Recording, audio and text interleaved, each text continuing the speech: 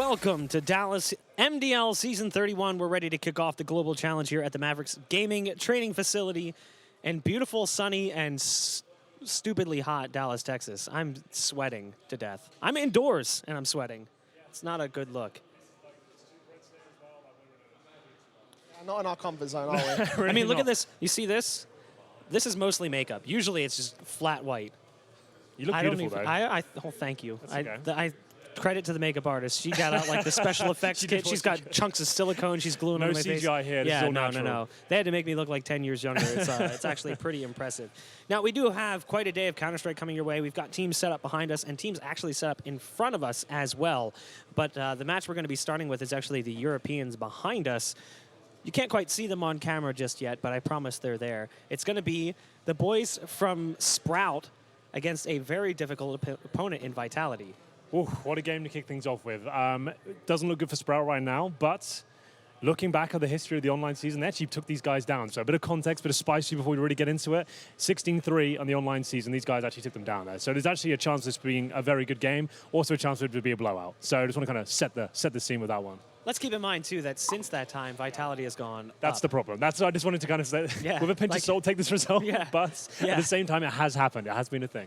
So there you go. Yeah, no, absolutely. I mean, the map itself that they won was actually Mirage, which there's actually a pretty high likelihood we'll get that in the map veto today. So if we do see that, I will be kind of excited to see how well that'll go for them, whether they can replicate that performance from the Mountain Dew League season. I mean, map's obviously going to be one of the most important aspects for Sprout. Yeah. It's whether or not map overlap is a thing. Right now, there's two teams at this event that have like the strongest map pool. One of them is setting up across from us to warm up. That's Furia, and the other one is set up on stage already in Vitality. The problem is the map pools, they're actually quite strong for both teams, but the thing is they play the same maps, and Vitality, like you said, their trajectory, the way they've performed, obviously in Cologne recently, they're a world-class team right now. They're in contention for top 5 at this point. Sprout just lost one of their mainstay players in the form of Dennis as well. They are a plucky team. They can do some damage here, but it's going to take something quite marvelous. And you did say that Mirage probably won't be played. I dare say it will be, because sorry, I did say it will be played. Oh, you said it will be played. Sorry, I thought you said it didn't. Because these guys don't play Train, so that's their go-to veto, right? So they have to get rid of Train. So I actually think Mirage could actually be a thing, and hopefully that's a great game. That's going to be something. That's going to be the real test. Mirage is almost certainly going to come through, I think. Yeah, there's one thing is, like, there's definitely a few teams here that have strong maps, like those two teams, Furia and Vitality, but there's always that one map. Yeah. And one map, there's just like, there's no way in hell we're going to play it. What makes those teams scary, though, is they're willing to play those, like, kind of weird maps. Talking about Vitality, we'll go ahead and take a look at the roster. NBK, Apex, RPK, Zywoo, although I've been told it's pronounced Ziwoo, but we're going to Zywoo. We're not going into I'm putting my foot down. It's Zywoo, okay? And then Alex, the French UK player. He's UK. He's British. Yeah, he's British, but he was like mostly French. Nope, he's mostly British. He's from the UK. He's British. But he's lived in France his whole life. He has a British passport. He has a British passport only. That's all he has. He doesn't have a French passport. Up all those bad UK habits. Exactly. He's all right. Let's see what we're going before that could infect his mind.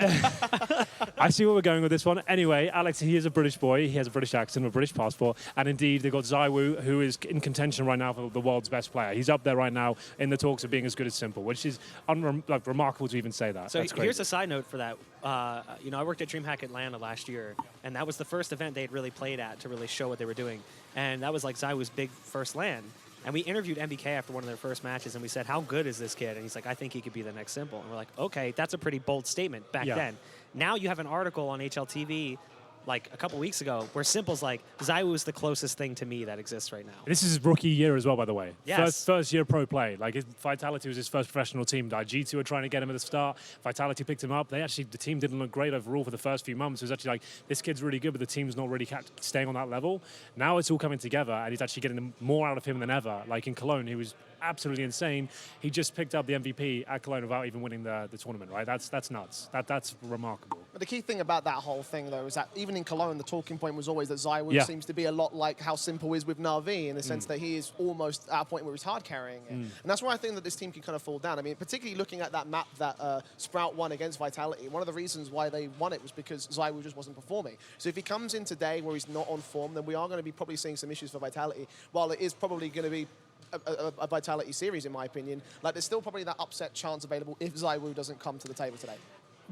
He rarely doesn't, to be fair. Like, Yeah, most no, of most, absolutely, yeah. it would his take eyes will be it closed. would take a perfect storm almost for Sprout to win this Yeah. one. But yeah, that's definitely a win factor for them. If Zywo is quiet and they don't have Apex as well, like maybe he's being too aggressive, that could be a real problem for them. But the things with superstar players, in my opinion, you're not a superstar unless you can do it almost every single game, like Simple can, like Device can, and like Zywo can for sure. That's how you get to that superstar territory when you're consistent enough to do it every single game. That's one of the things that makes this rise crazy too. Like you mentioned how this was his like freshman year effectively.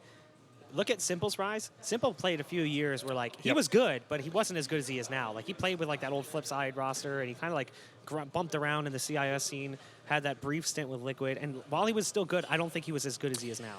I'm trying to quantify what I feel like as a superstar player, because if you look at, we're comparing Simple and Zywo together, right? And the thing is, they can do everything in the game. They can AWP to a world-class level, they can rifle, their pistols are godlike as well. I think you have to have every discipline to a full world-class level before you can consider the superstar. That's my understanding, at least. That's how I'm quantifying it.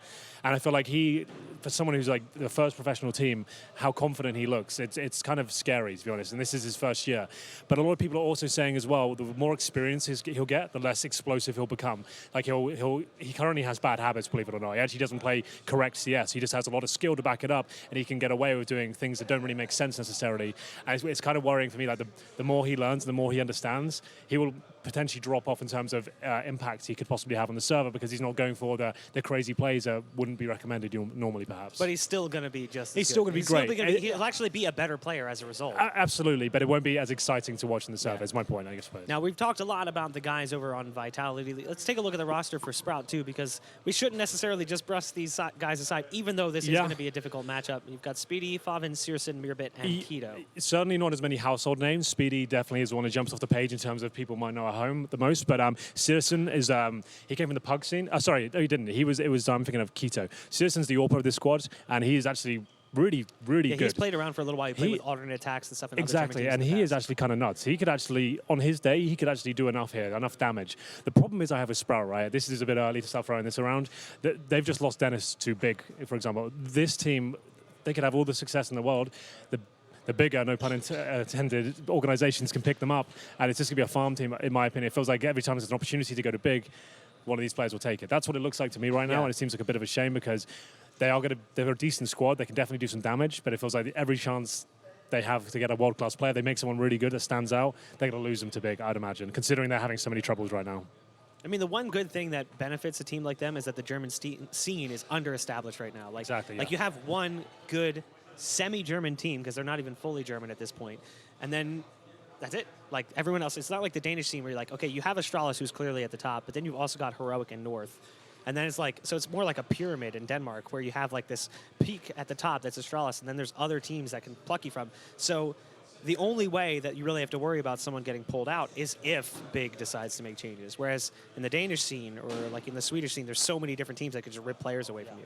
I guess in that kind of way, like Sprout have always sort of been that B team, feeder team style of squad, essentially. You know, like even back in the days when they were known as Pentasports, for example. You know, like they were never sort of like a team that would always win championships and do well. Even their results as of late has always proven to be around about top 2 placings on like B tier sort of LAN events. So I think in regards to the organization, that kind of works out well for them, and for the teams, for the players especially, it allows them to prove their skills and potentially move on to bigger things. You know, like even Big themselves are currently in a bit of a win situation as well. So they'd be looking at a lot of these players, and it might work well for them individually. That's kind of my point. The fact they have Zantares right now, which just isn't working out for them, and like any facet, like apparently Godbeat's not even calling right now, suggests there's a lot of trouble going on. And these guys got a lot of talented players within their roster. It just, for me, it feels like that's going to be the next thing that happens to them. They're like, which is fine. It works for the organization because it'll be a nice big payout, and it'll work for them. But in terms of this group of 5, I feel like that's just a logical step. They'll try and go back to a full German squad, and that's what it kind of feels like, my gut feeling at least. That said, though, because there is the prospect of a move, maybe that motivates them to do well here this weekend. You know? And we have to remember that they're one best of 3 away from actually making Pro League, right? This is just one game. If you win this, you're in the Pro League. Am I wrong in saying that, Mark? I feel that's correct. That's correct. Just for I put myself out there, Right. That's how the format works. It's one best of 3, and you're in Pro League. Yeah, I mean, we were talking actually with the Singularity guys because they have a hard matchup too, playing against Furia. Now Furia has a bit of an asterisk because they're playing with their coach, but even still, that team is very good. Yeah. So they're in a similar boat as Sprout right now, who's playing against a team that's heavily marked as a favorite. Yeah. But they said, we've prepared for like 2 weeks. just for this game. That's right, and I feel like they'll be hungrier than Vitality will, because they don't get to play at the big events. They don't get to go to Cologne and stuff like that, which is on their home soil. They did a show match in the foyer at Cologne. So they'll be the ones watching all the demos. They'll be trying to counter them, and there's a lot of information out there. These guys off Cologne, they wouldn't be necessarily watching Sprout demos as soon as that event finished, right? Like, just finished the grand final, they would not be watching Sprout demos. I feel like these guys would be watching every single move these guys do, every strat, every single default, every single tendency they have, they're going to be aware of it, because they really want to get this Pro League spot. So that, for me, that's one of the most exciting factors. And speaking of all those moves, too, it's really going to come down to the maps, and we'll pull up the map bans and vetoes there in a second. So Train is banned out. That's been obvious. Vertigo, not surprised there at all. In fact, they are a team that would not mind playing Vertigo. Yeah, exactly. So it's a good idea to get it out of there. I think that's probably for the best. Like, at this point, you just want to stick to your strengths if you can. And we discussed the fact that Mirage is going to be there. That's their strength. They beat these guys 16-3, but it was a long time ago, and they've got much better since then. And online. It was online, sure. But about what we expected, I'd say, Yeah, I mean, Train and Vertigo standard permabans for either side. Overpass, probably the best map in the pool for Vitality, in argument's sake. Same thing as well for Mirage on Sprout, but I think the key issue for Sprout right now is the fact that they have got Mirage, which is also just a stronger map for Vitality. And we talk about that deep map pool for the French side, and that is still going to be tough. It is probably the best map that they've got in terms of potentially taking a map victory. But the fact we have, even if it does go to a third, Vitality, I would say right now, are the best Dust 2 team in the world. I'd really have no problem saying that. I feel like they're too good on it. Like they don't play very complicated game. It's just a solid Dust 2 they've got, and not many teams can touch them on it. And to be fair, Sprout is decent on it as well, but pound for pound in terms of raw skill, Vitality have the upper hand, unfortunately. French teams have always been scary on Dust 2. You go back to like when Shox was like at his peak. Dude, I've used to play against him on Dust 2 all the time, and trust me, I've felt it a few times. That dude there, RPK, he used to mess me up on Dust 2 all the time. I felt it. I remember watching Shox, like whenever Dust 2 would come up on a team that Shox is playing on, I was always like, well, you know what's going to happen. Shox is going to go like 35 kills in this game. He's going to single-handedly like lock down Catwalk, and that's going to be the end of the game. That's if we get that, though. That's it's the third map. I hope it does, because it's for me right now, I think that's the best map to watch in CSGO. And with two teams that's their favorite, like in terms of win percentages, they're both highest as Dust 2. It'll be a great finish. It'll be a great finale. You think Dust 2 is the best map to watch? I think so, yeah. In terms of excitement, I'm not saying necessarily the best Counter-Strike in terms of what's displayed, in terms of like getting everyone hyped up. Do you know what I mean? Like it has power plays in terms of opening picks from indoors. It has very fast, aggressive stuff you can do on the CT side, which you don't get on a lot of maps. So I think it's in terms of in an arena, when you're hyped up and it's two teams that play out very well, it's a really good map to watch. Like, it has a lot of fun. I personally nerd out a lot over Overpass. Or like Mirage, or a map that's got like an open skybox. There's a lot of executes you can throw. So that's what you prefer. But like, that slow-paced Counter-Strike that everyone finds boring. Like, Inferno still, to me, is like one of the best maps. Inferno's my favorite map. It's such a boring map for so many people because it's so slow. Yeah. Whereas Dust 2 is like, in your face, it's a lot of fast play, it's a lot of aim duels, so I can understand that. I can see that. Yeah, I always love it for a deciding map, because it is like when the pressure's on, it really tests the in-game leaders, because you can't just fall back to your executions, because there's so much aggression presented and so much damage can be exchanged at the start of a map. It's very difficult to say, we're going to run our B split this round, and we're going to throw this smoke here, this smoke here. You might lose two players at the start of the round. It's about how you can think on your feet when things go wrong, and how you can actually manage that. And Alex is doing a great job. He's a newly appointed in-game leader as of this year. Like, I guess he's in it for 4 or 5 months now, but he took over from MBK. And he does a great job at actually understanding. I guess one of the glaring issues we haven't talked about that was a massive cornerstone of their play in Cologne is the fact they can't handle deagles or pistols in any degree. Vitality, it seems like that's one of the weakest elements of their game. Like, every time they'll win most of pistol rounds. Like, they'll win 90% of their pistol rounds, but they'll also lose 90% of their second anti-eco or anti-force spy rounds. That is something they're really trying to work on right now. I know they're trying hard on it, but still, you can tell it tilts them off the face of the planet. And if that starts happening today against Sprout, could be some fireworks. So I kind of don't want to see it, but also do at the same time if it's a good game. You know what I mean? Yeah. I mean, it really does matter, though, talking about these maps. Dust 2, will we even see it? I mean, the way that Vitality has been playing, though, it's just like yes, right now they're like second ranked in the world on HLTV, so they climbed up really quick. But watching them progress from when they played at that DreamHack Atlanta event, like watching Zaiwu start then, he was like a cold starter, and then he just like went through the roof at that event. And then that's been every event ever since. It's just like he hit a peak, and he's just like holding it. Like, I haven't seen him play a bad game yet. He might have had a less good game, not like a game where like, what happened? Where was he? Like, this guy fell off the planet. Yeah, to be fair, like he does in the group stages, sometimes he'll be quieter, but like when it really matters, that's when he seems to step up. That's the big thing with him. And this is a huge game, right? The fact that you can get the Pro League, sure, a lot of people may be tuning in and wondering like, why Vitality gone from the grand final stage of Cologne and now they're trying to get in Pro League, right? Like for context, like this team has only been around since January, right? And no one believed in them. No one thought these players had anything left in the tank. They did look pretty poor when they first came together. They actually had Happy as the in-game leader to start things off.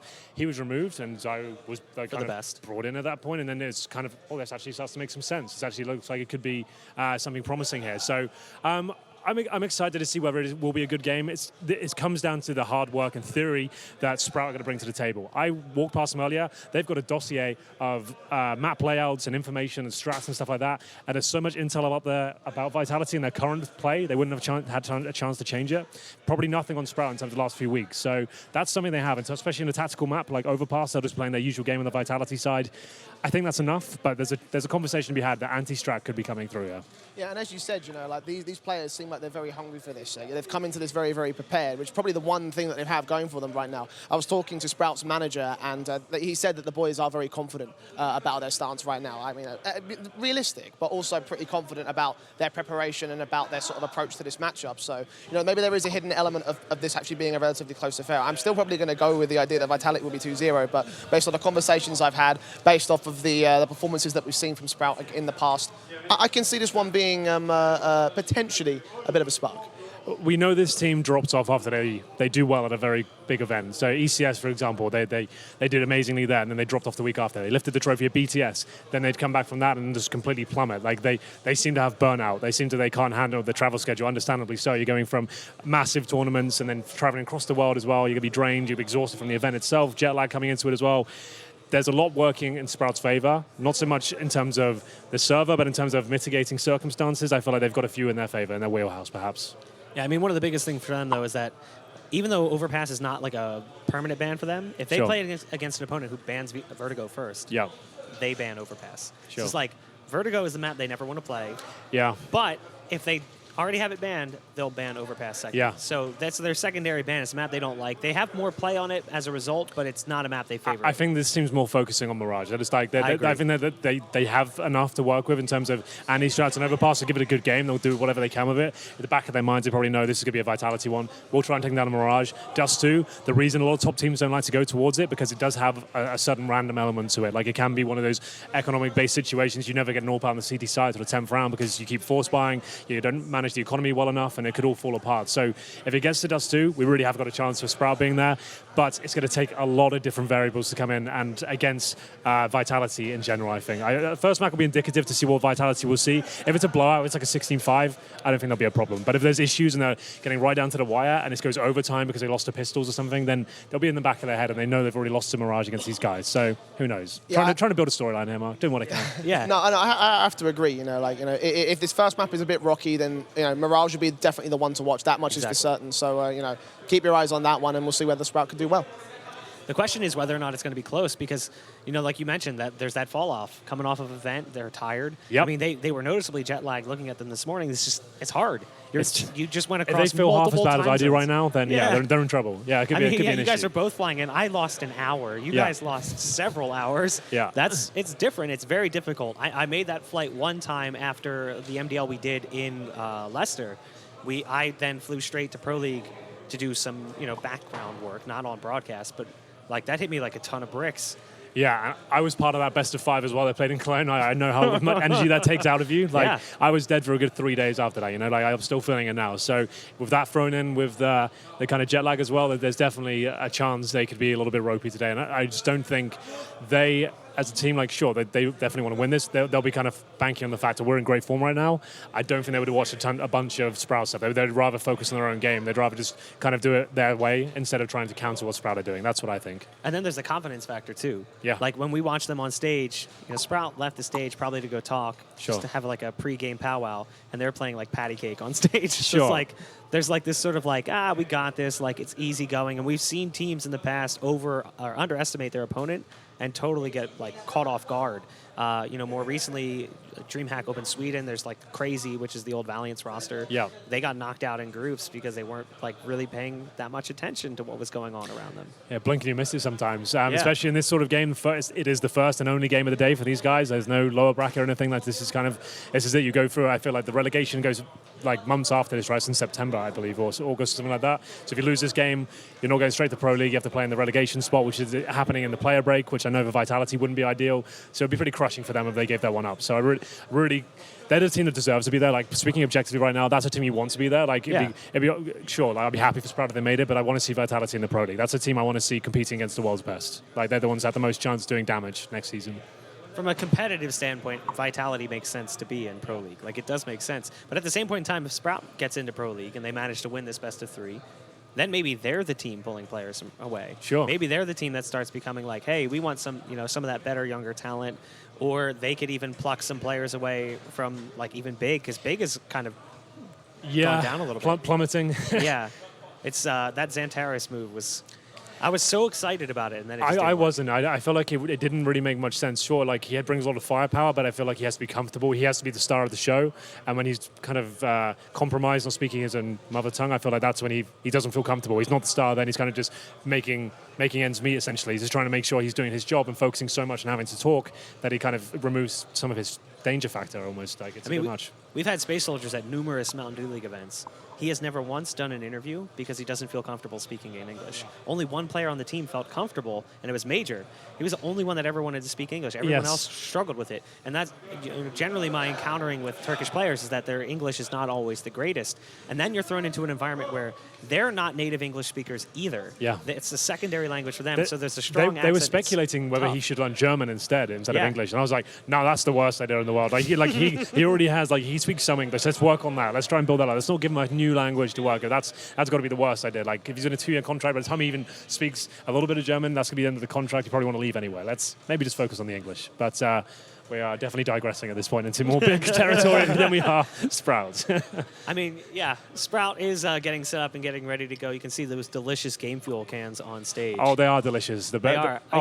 So I don't drink caffeine, but I'll take sips of those throughout the event, and I'll tell myself that it doesn't count. It knocks your socks off. I love that. That's my favorite one. We've got a few chilling in the back. I'm going to be having this amazing resealable lid, too. That's actually awesome. That's my favorite part about it, So the last time we did this event, I think it was Topical had them, and he kept popping it open into the mic because it really does reseal. Maybe after this game, moment. It really does. I could do a reseal. demonstration after this game, perhaps. Yes. We could really show everyone how it works. There's a tutorial on the back of the can as well, so I'll follow this tutorial.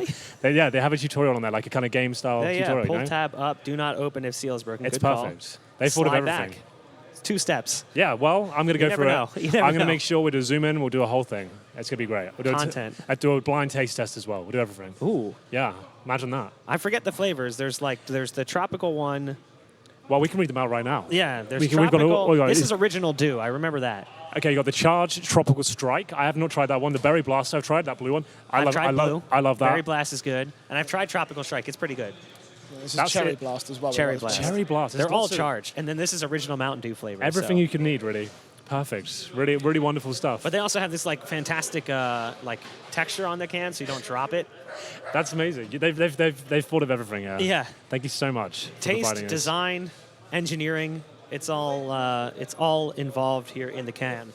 That is Mountain Dew Amp Game Fuel. It's what's powering the Mountain Dew League this season, and we do thank the wonderful people at Mountain Dew for providing this product because we are going to drink it in mass quantities throughout the entirety of this event. Oh, yeah. Oh, yeah. We have quite a bit here stocked up. And the players love it, too. That was actually one thing. They actually do. Yeah. That's actually requesting it. Yeah. So it should only be a few more minutes. We're just waiting for a few more players to get Should we do some predictions? Should we make this exciting? Yeah, let's do some predictions. Put our names on the line here. Let's see. I will go right off and say 2-0. 2-0? 2-0. Really putting your neck out there on the line. Yeah. Just okay. I'm trusting my gut. 2-0. What about you? I'm going to go 2-0 as well for Vitality. All right. Do you think it's going to be a blowout, though? Do you feel like it's going to be nothing to be said? Or I want to go sort of like in between a blowout and like a close one.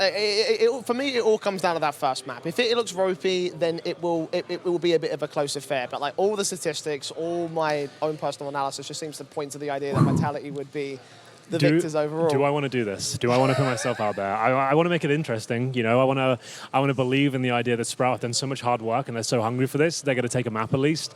I will go Vitality victory, but I'm going to go with 2-1. And I'm going to say it's going to be actually Overpass the Sprout pickup. I reckon there's going to be some mad stuff going on here. I reckon some anti-stratting that these guys didn't see coming at all. I'm going to say they pick up Overpass, but they win 2-1 in quite a close game. What do you think about that? So I That's say... a curveball. You didn't see that coming, did you? I say Overpass is going to be like 16-6. You put the shades on. Your future is so bright. This could be dangerous. This could be a little bit dicey. I'm going to say 16-6 on Overpass. I think that it's going to be like not Fair necessarily enough. a blowout. But I not do a agree with game. you. That's the way it should be going down. I just feel like with the reasons we just stated with the jet lag and the fact they drop off after events, they're doing all the research. And I've seen they've actually brought map layouts and pieces of paper. They're not messing around. They are here to show us that they can actually. They need do like a some telestrator up on stage for strategies. There actually was a dossier. It was a piece of like a book like that thick of tactics. Oh wow. Yeah. So I'm gonna have to take a I'm peek just at that saying. later. There's a chance that they might have something up their sleeve. That's one of those things with the coaches that I'm always like super curious of, like what are they what do they have? Like I've seen James IRL's notes when he was the coach of Ghost. I've seen his and now he's the coach of Cloud9. And I've gone through his notes, and sometimes he's literally just drawing pictures. Oh, nice. Sometimes he writes like "Let's go Ghost" and then turns it to the camera, so like just plays the crowd a little bit. But like the coach of Furia, he's got like a little notebook and he's constantly writing. And even though I'm sure I can't read it because it's in another language, I could get like maybe a few words because I speak some Spanish. Speaking of which, he's playing today. Yes, he is. So that's a little bit of a sneak peek for later. I spoke to him earlier. I said, when's the last time you played any sort of high-level CSGO? He said 2 years ago. So that could be a rough one. 2 coaches are playing this event. Oh, really? Because ATK is also playing with their coach, of course. the South Africans. So it's all gone wrong for a lot of teams, yeah. Yeah, so they're going to be playing with their coach, TC, and I think the last time he played was like 2 seasons ago online. It's and happening he had a lot these 4 days. RWS and like 30 ADR against like across like 3 or 4 games. You don't like to see that. No, it's You rough. hate to see that. Like, it's always the worst, like, especially when it happens at majors as well. It's happened a few times at majors. And what's the most recent time? Yanka had to play for FaZe. Yeah. A few events ago, that wasn't ideal. Like, he actually played really well. Some of them actually surprise and deliver. But it's Fnatic, when Fnatic's coach played, who was Fnatic's coach? Or was it NIP? Jumpy right now, but... No, maybe it was NIP. NIP with Threat played. Threat, yeah. Yeah, you're Threat right. That's played. at the major, and they got to top 8 with Threat playing. And like it was like he's playing serviceable, And not like a fantastic Zonix game. played for Astralis before at a major, and he got to top 8 with him as well. It's actually kind of nuts how sometimes it actually worked out, but most of the time, I dare say it doesn't. Those are very special cases. Yeah. When you've got like Zonic, who is considered one of the greatest 1.6 players of all time, he knows what he has to do to just get a couple of frags. And Threats, same sort of story, one of the most decorated 1.6 Swedish players of all time. So they understand what they have to do to win those games. I'm not sure whether the coach of Furia, that consider he hasn't touched a game for a while, will be able to fit in. Because the real question there is, like, do you move things around every single round? Do you just try and keep things unpredictable? Because you don't want to slot the coach in just Able J's spot, right? Because then they'll just rush him every round. So how do you micromanage that? Do you move things around and play a very loose game?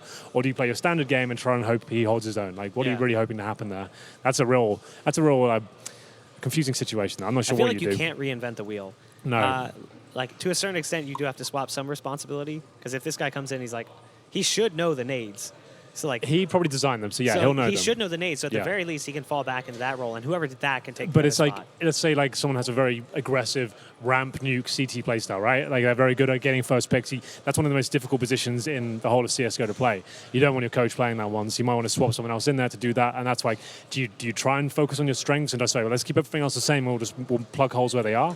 Or do we move things around every single round and try and just be unpredictable and annoying to play against? And then here's the other side of this, right? Like he said, the last time he's played competitively was like 2 years ago. The map pool 2 years ago was a lot different than it is now. Yep. And one of their favorite maps is Vertigo. The maps themselves were different in terms of the way they even look, you know. So like, they like to play Vertigo. Yeah. Does he feel comfortable playing Vertigo? I think I've played Vertigo like 5 times. I've played it awkward. like 100 times. When I had a week off work, which is a very rare thing, I live with Sponge right now, and we played Vertigo only for a week straight. Then they updated it and changed the entire A-bomb site, so I felt really dejected after that. I really kind of took the wind out of my sails, but I love the map in terms of playing it. I don't love watching it too much, but I actually think it's really fun to play. It's a real brawly kind of deathmatch experience, very interesting, different Counter-Strike altogether. It's fast. Yeah, it's fast. It's like more run and gun. It like has like more of a Call of Duty. It's a brawl for feel. sure. Like if you want it to be, you can go around as a 5-man unit every round. it actually ends up being like a pretty decent pug map. Yeah. That's why I don't think it ends up being a decent competitive map. Same reason why Dust 2, we don't see it actually that often, even though it's the most iconic map of all time, I would say, for CS. You don't see it that much these days because teams consider it to have random elements in it. It's too puggy. Like, it's too easy to be running defaults and having one player just kind of above his skill ceiling. Like, and it's just, that's it. That can be enough to win the game. And maps like Overpass, you can't really do that. Like, you have to have very detailed and drilled strategies to actually be even competitive against a world-class team. So that's why we see lesser Dust 2 these days, but it's still the reason why I like it, because it has that X factor into it, like the fact that you could have a crazy result and a big upset. That's, for me, that's why I want to see the third map here, just to see these guys sweat a bit. Like, that's just to see what they... And Zywo and Dust 2 is a spectacle in its own right. Like, that's crazy every single time. I mean, here's the other factor of them getting to a third map. These guys, half of them are veterans. They're used to being in pressure situations. Sure. They're going to adjust well to that. So, like, you know, you have guys like, you know, you have MBK and you have RBK and you have guys that have been around for a while. And you have Apex, who, in my opinion, at one point in time was, like, the best French player, but not for a very long period of time because there's so much talent, like, towards the top that it was, like, in debate whether or not he was going to be that good. That was, like, right when he joined, what would have been, Envy at the time? Yeah. Like, I was like, Apex is just really I feel like good. he defined a role within the game. Like, he made entry fragging a real Yes. thing, right? He really made that what it was. He was the first people started noticing, like, that term didn't really exist in Counter-Strike before CSGO. Just to reiterate, 1.6 and Source, we didn't really have those sort of defined roles. But, like, him coming into CSGO, he showed us what it can do.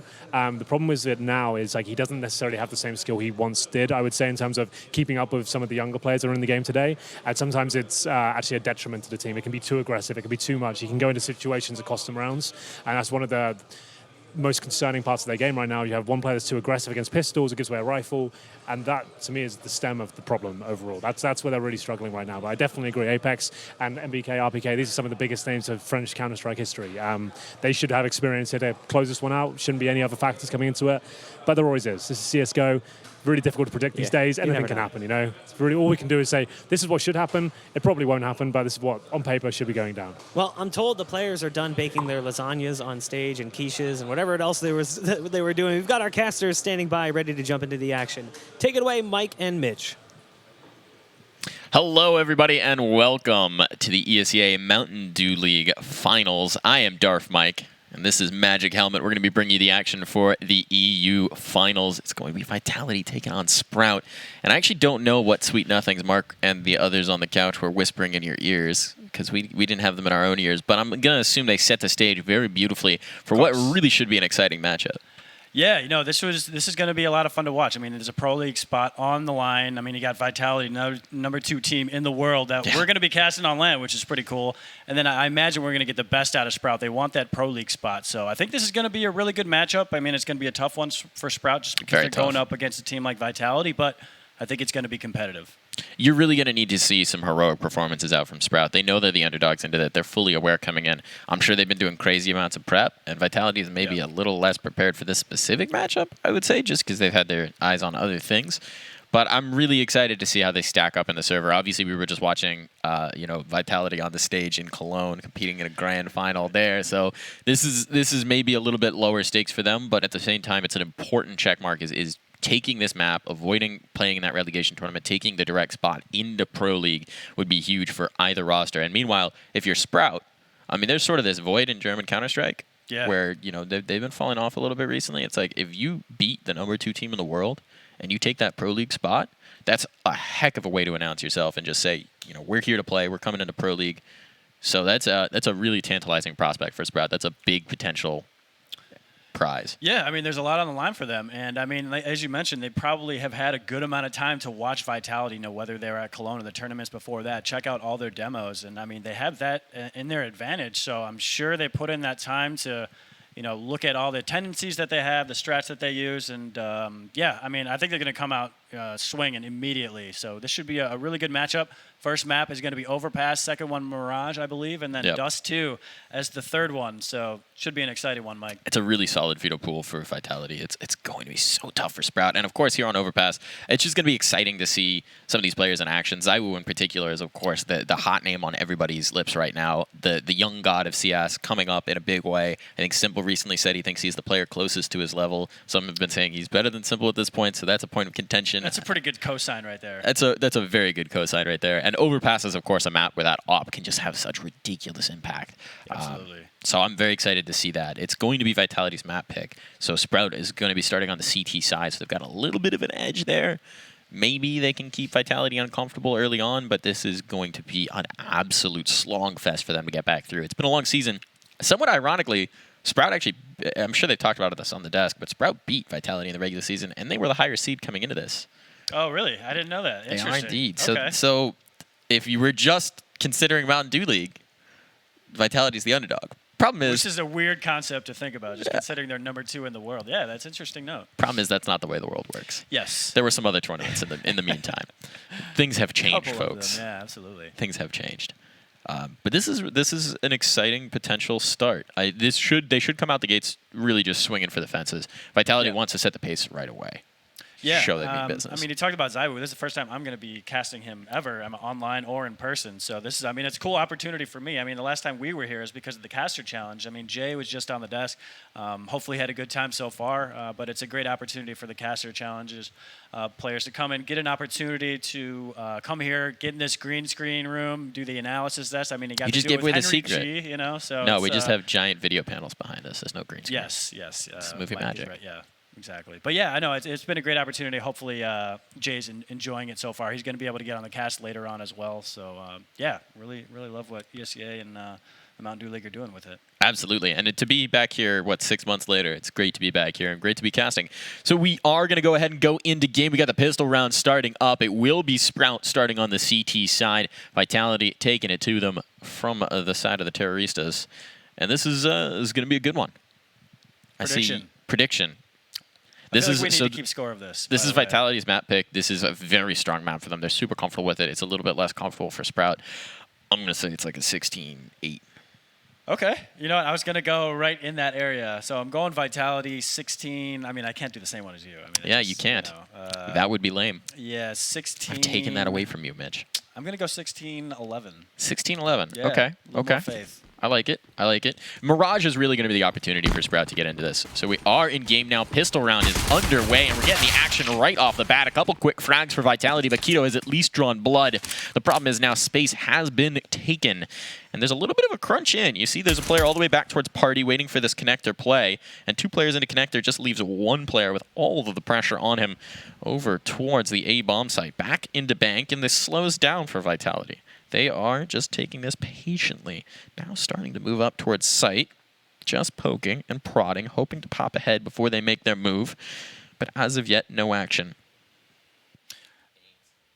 So we got 2 players in towards connector. You can see that other player over towards Party. It's actually going to be rotating. Can we guess based on skins? Is he going to go flank here, or is he going in towards T-spawn? Because if he flanks right here, they can pinch him. But those 2 players in towards connector could completely ruin this. And here we go. It's going to be Apex getting in that opening kill. 2 more players trying to push in through connector, and Zywoo just dismisses Searson. Easy peasy. It's now 3v1. They're going to go on towards that B site.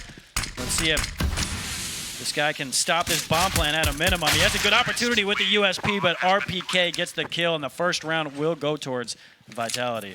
Searson's position there was potentially strong. He was essentially, I mean, after the first kill comes out instantly, right? He plays it intelligently. He tucks in. He doesn't try and swing for it because he knows that there's likely more presence there. And maybe if they overlook the spot, he'd be able to get that kill off. Problem is, against a team like Vitality, they're just not going to overlook that spot. It's not going to happen really any day of the week. So very nicely done. Great control there. And it is going to be the first round taken by Vitality. Yeah, let's see what they got coming out here in the second round. So Searson's going to go with the Scout, Deeg on Keto, CZ on Faven, and pretty much just upgraded pistols for the most part, except for that Scout on Searson. But a little bit of action going to start out here, a little spamming through the smoke. I don't know how much connection there was, but you can see Alex is down to 79 HP. So they get the AK on Zywoo, and then pretty much some SMG. 'Cause Alex on that MAC 10. I'm always a big fan of that MAC 10. Early on, it's just a great way to farm up some capital. MBK and Alex going to be leading the charge, and I know the Vitality side will frequently carry it through for quite a while as well, anytime they anticipate an eco or just need a scout. Apex going to be poking out first, but it's Mirabit with a great opportunity. Gets the first, damage onto the second, unable to follow it up, but the bodies are dropping for Vitality, and this is a little bit awkward now. A 2v2 with health in favor of the CTs. They don't have any armor to work with, but with 2 low players on the Vitality side, there's a vulnerability here, and they're sticking around. The scout from on high could be deadly, looking for that first pick as they round the pillar. They've been spotted. There's the info, but MBK with a nice headshot bails them out. Speedy answers, though, and this is working out. He's so low, 1 bullet will do it. It's a MAC 10, and Alex saves the day. What a close round. That was nearly a disaster for Vitality. MBK had to get that immediate headshot right there, because he was on 17 HP. That scout would have put him down right away. But just what an opportunity, what a job there, coming on the other side of the pillar and getting that one quick shot done. And it's going to be 2-0 here for Team Vitality. And yeah, big play there by MBK. You can see how much this is bleeding the cash, though. They're having to save up a little bit. I think Apex and Alex are just taking the pistol, which is interesting. They're trying to keep the money healthy so that even if something happens here, they'll be able to work with it. Alex at least has the utility for the squad, but this is interesting. Now, admittedly, this should be an easy round to roll over. Sprout's got basically nothing but a single 2 deagles and a flashbang to work with. The fact that they drew so much blood in the last one, that's a question mark here. If 3 bodies drop here for Vitality, I'd say it's kind of a semi-loss. Yeah, I mean, that was definitely a big round there for Sprout. Although they did lose it, they did a significant amount of damage, made Vitality rebind a bunch of these players. And it's going to be 3 AKs on the side of Vitality, and Keto going to get that quick 1 dig. Alex is down, so man advantage here for Sprout. Exactly what they needed to start this one out. See if they can grab a few more, but as you mentioned, they're just on pistols right now. And Vitality is going to be going in towards that B site. Pretty much open right now, but Mirbot's going to be spotting it out, so he'll at least be able to get that information. Doesn't hit that initial shot. That would have been huge for him, but he does get the tag damage, This should be almost impossible for him to get much more damage down. Smoke down. The spam is going to just be a little bit awkward. Bomb planted should just about secure it. Now it's just about letting blood. They're going to keep that deagle alive. Okay. They're just tossing it around, and Keto hits another one. That's 2 in the round for Keto, and he has yet to be tagged. The problem is from the flank, it's a CZ instead of the deagle, and it's a little trickier to make it happen. Searson goes flying in. Keto gets 1 more. So this is a successful round as far as I'm concerned. Once again, 3 bodies drop, and that means that going into the first gun round, Vitality's economy is going to be very limited. They've got a little bit in reserve on Apex and RPK, and then not buying on 2 players makes that much more viable for Vitality. But now there's going to be an op-out on each side. Zaiwu, of course, picking it up, name we were looking for. And Searson, on the other side, going to be picking up the big green gun. So that's a big task for Searson, is if he can go toe-to-toe with Zaiwu here and really secure down a bomb site. It's going to be a big swing around potential here. If Sprout get on the board right away, they could start to swing this back the other direction. Yeah, Zaiwu going to be going over towards Playground right now, but 2 players have snuck in towards that connector area for Sprout. So pretty strong positioning there. You can see NBK waiting for some sort of push. Doesn't look like he's going to get it just yet, but he is ready if it does come here. And Apex going to be going in towards short B. There's a man right around this corner, and 2 men could pop out a connector. So we could get some fireworks here pretty quickly. Spidey going to be hiding in that smoke, but it's going to be Searson getting that opening kill with the op. Alex down. Here comes NBK, though, trying to make up for it. And it's going to be Keto taking him down. Big kill there, Mike. Big resistance. Searson manages to stay unscathed. Thought he was done for sure in that position. And they bail out the retreat. He's there for the trade frag as well. That just leaves Zaiwu. We know how strong this player can be. We know what a legend he can be, and there's a lot of fear on the server of him, but it's great positioning for Sprout. They're going to start to spread around. They figured out through process of elimination where he must be, and now he's been tagged down. He tries to get the shot, actually gets the wall bang, but it's not a kill. Bomb will be planted at the very least, so that's money secured for Vitality. But now he's put down. Searson stands strong, 4 players up. Sprout take a brilliant first gun round, and it wasn't even really the bonus round because Vitality were on full rifles. So that's a big scalp to take early. The bomb plant's going to lessen the sting a little bit, but Vitality still needs to be careful here, and this is probably going to be an upgraded eco round.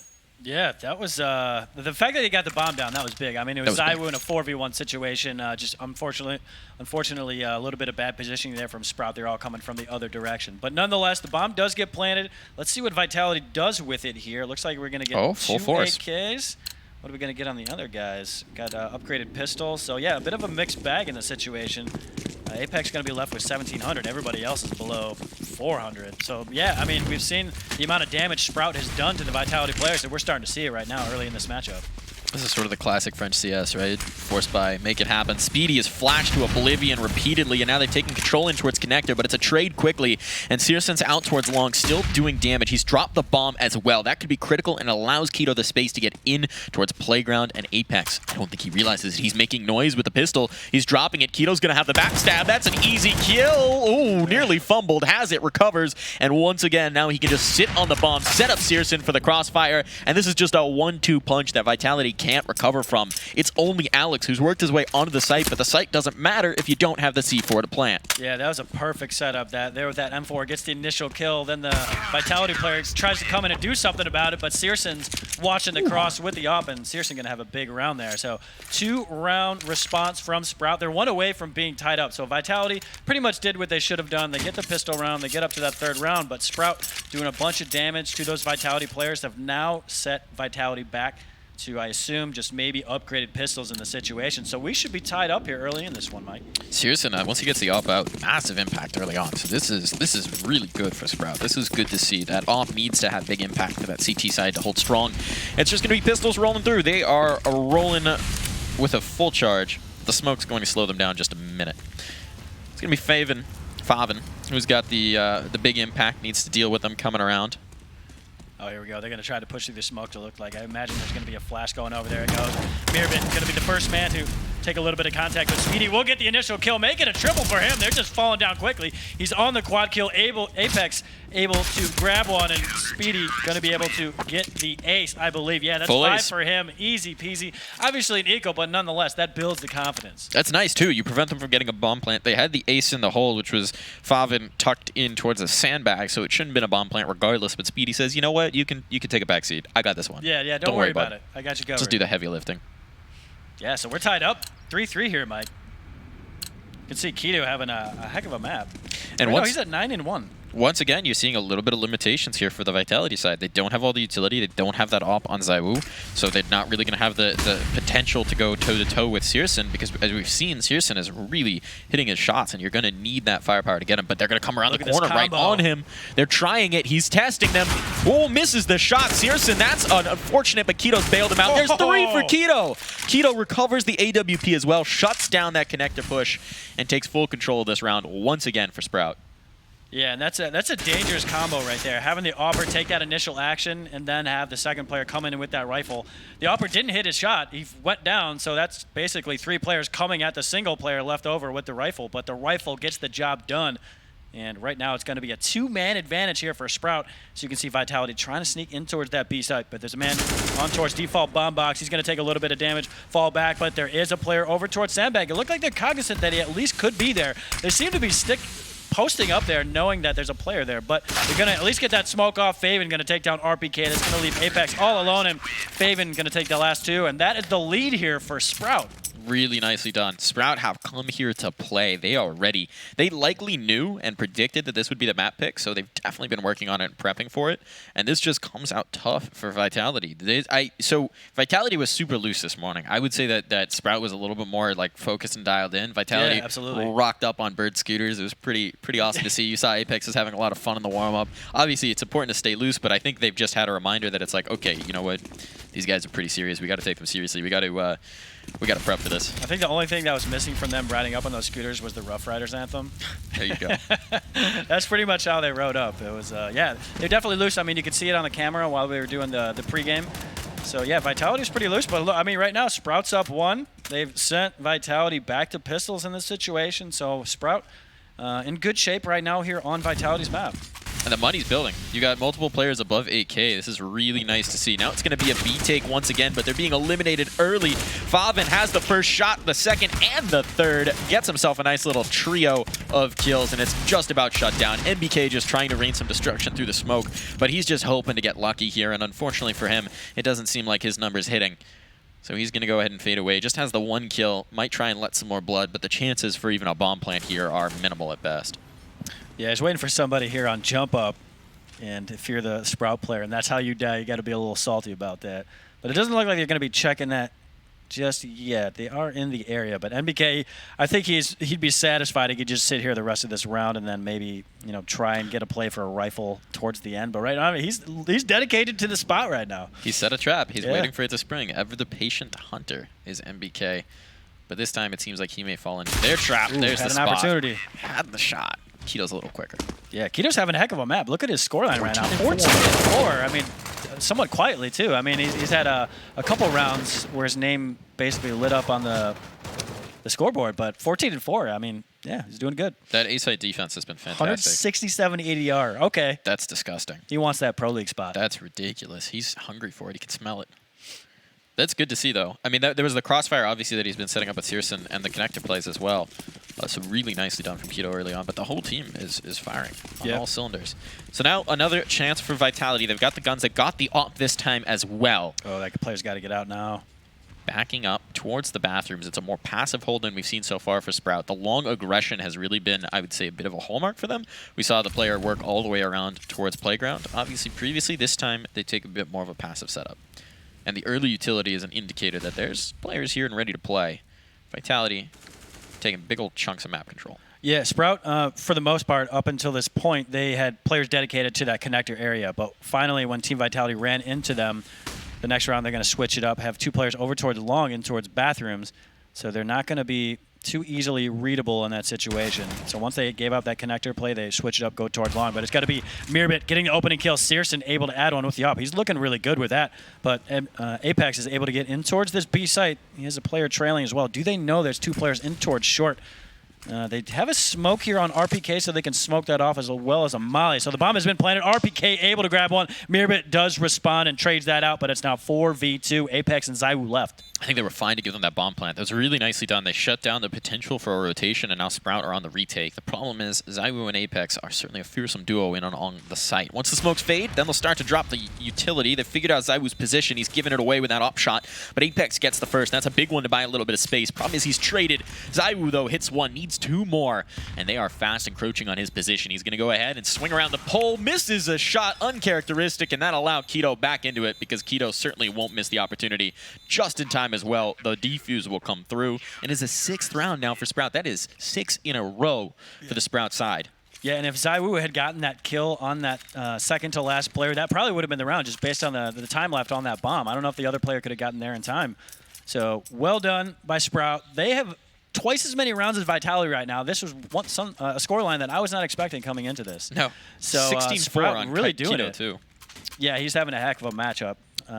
So his ADR, I think the last time we checked, was 167. 30. So yeah, he's probably enjoying himself right now.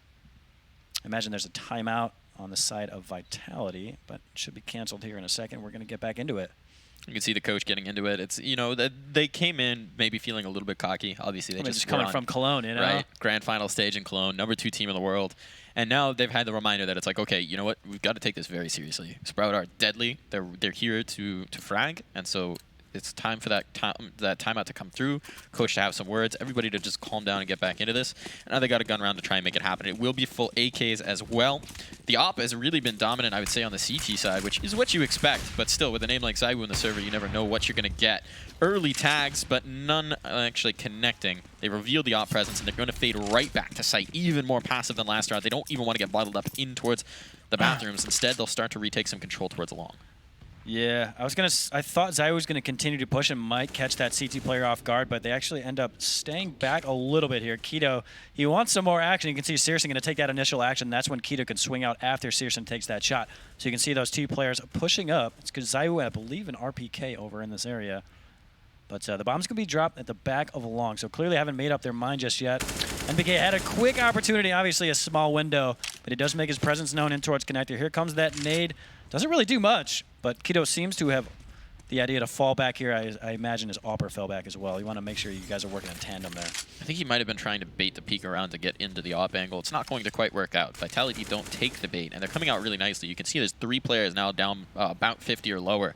So Sprout coming out worse the wear in the early engagement, though they haven't dropped the body yet. Keto playing with fire here right on the edge of the smoke. If he walks through, he might catch somebody, but he doesn't have enough time. The flashbang didn't connect on towards NBK.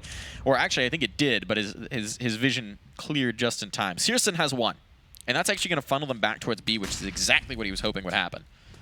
So this may be another opportunity, although it's 2 low players on the B-bomb site itself to try and hold on. Yeah, Apex has got to come up big here. He's the only guy coming out of Monster. The other 3 are going to try to come from short B. Faven's going to spam through that nade's probably going to do a whole bunch of damage, but actually doesn't do as much as I thought it was. Oh. Here comes Speedy with a nice double, catches him on the cross. The bomb will be planted, though, and it's Apex and ZywOo versus 3, and Searson able to take 1. That's Apex left all alone.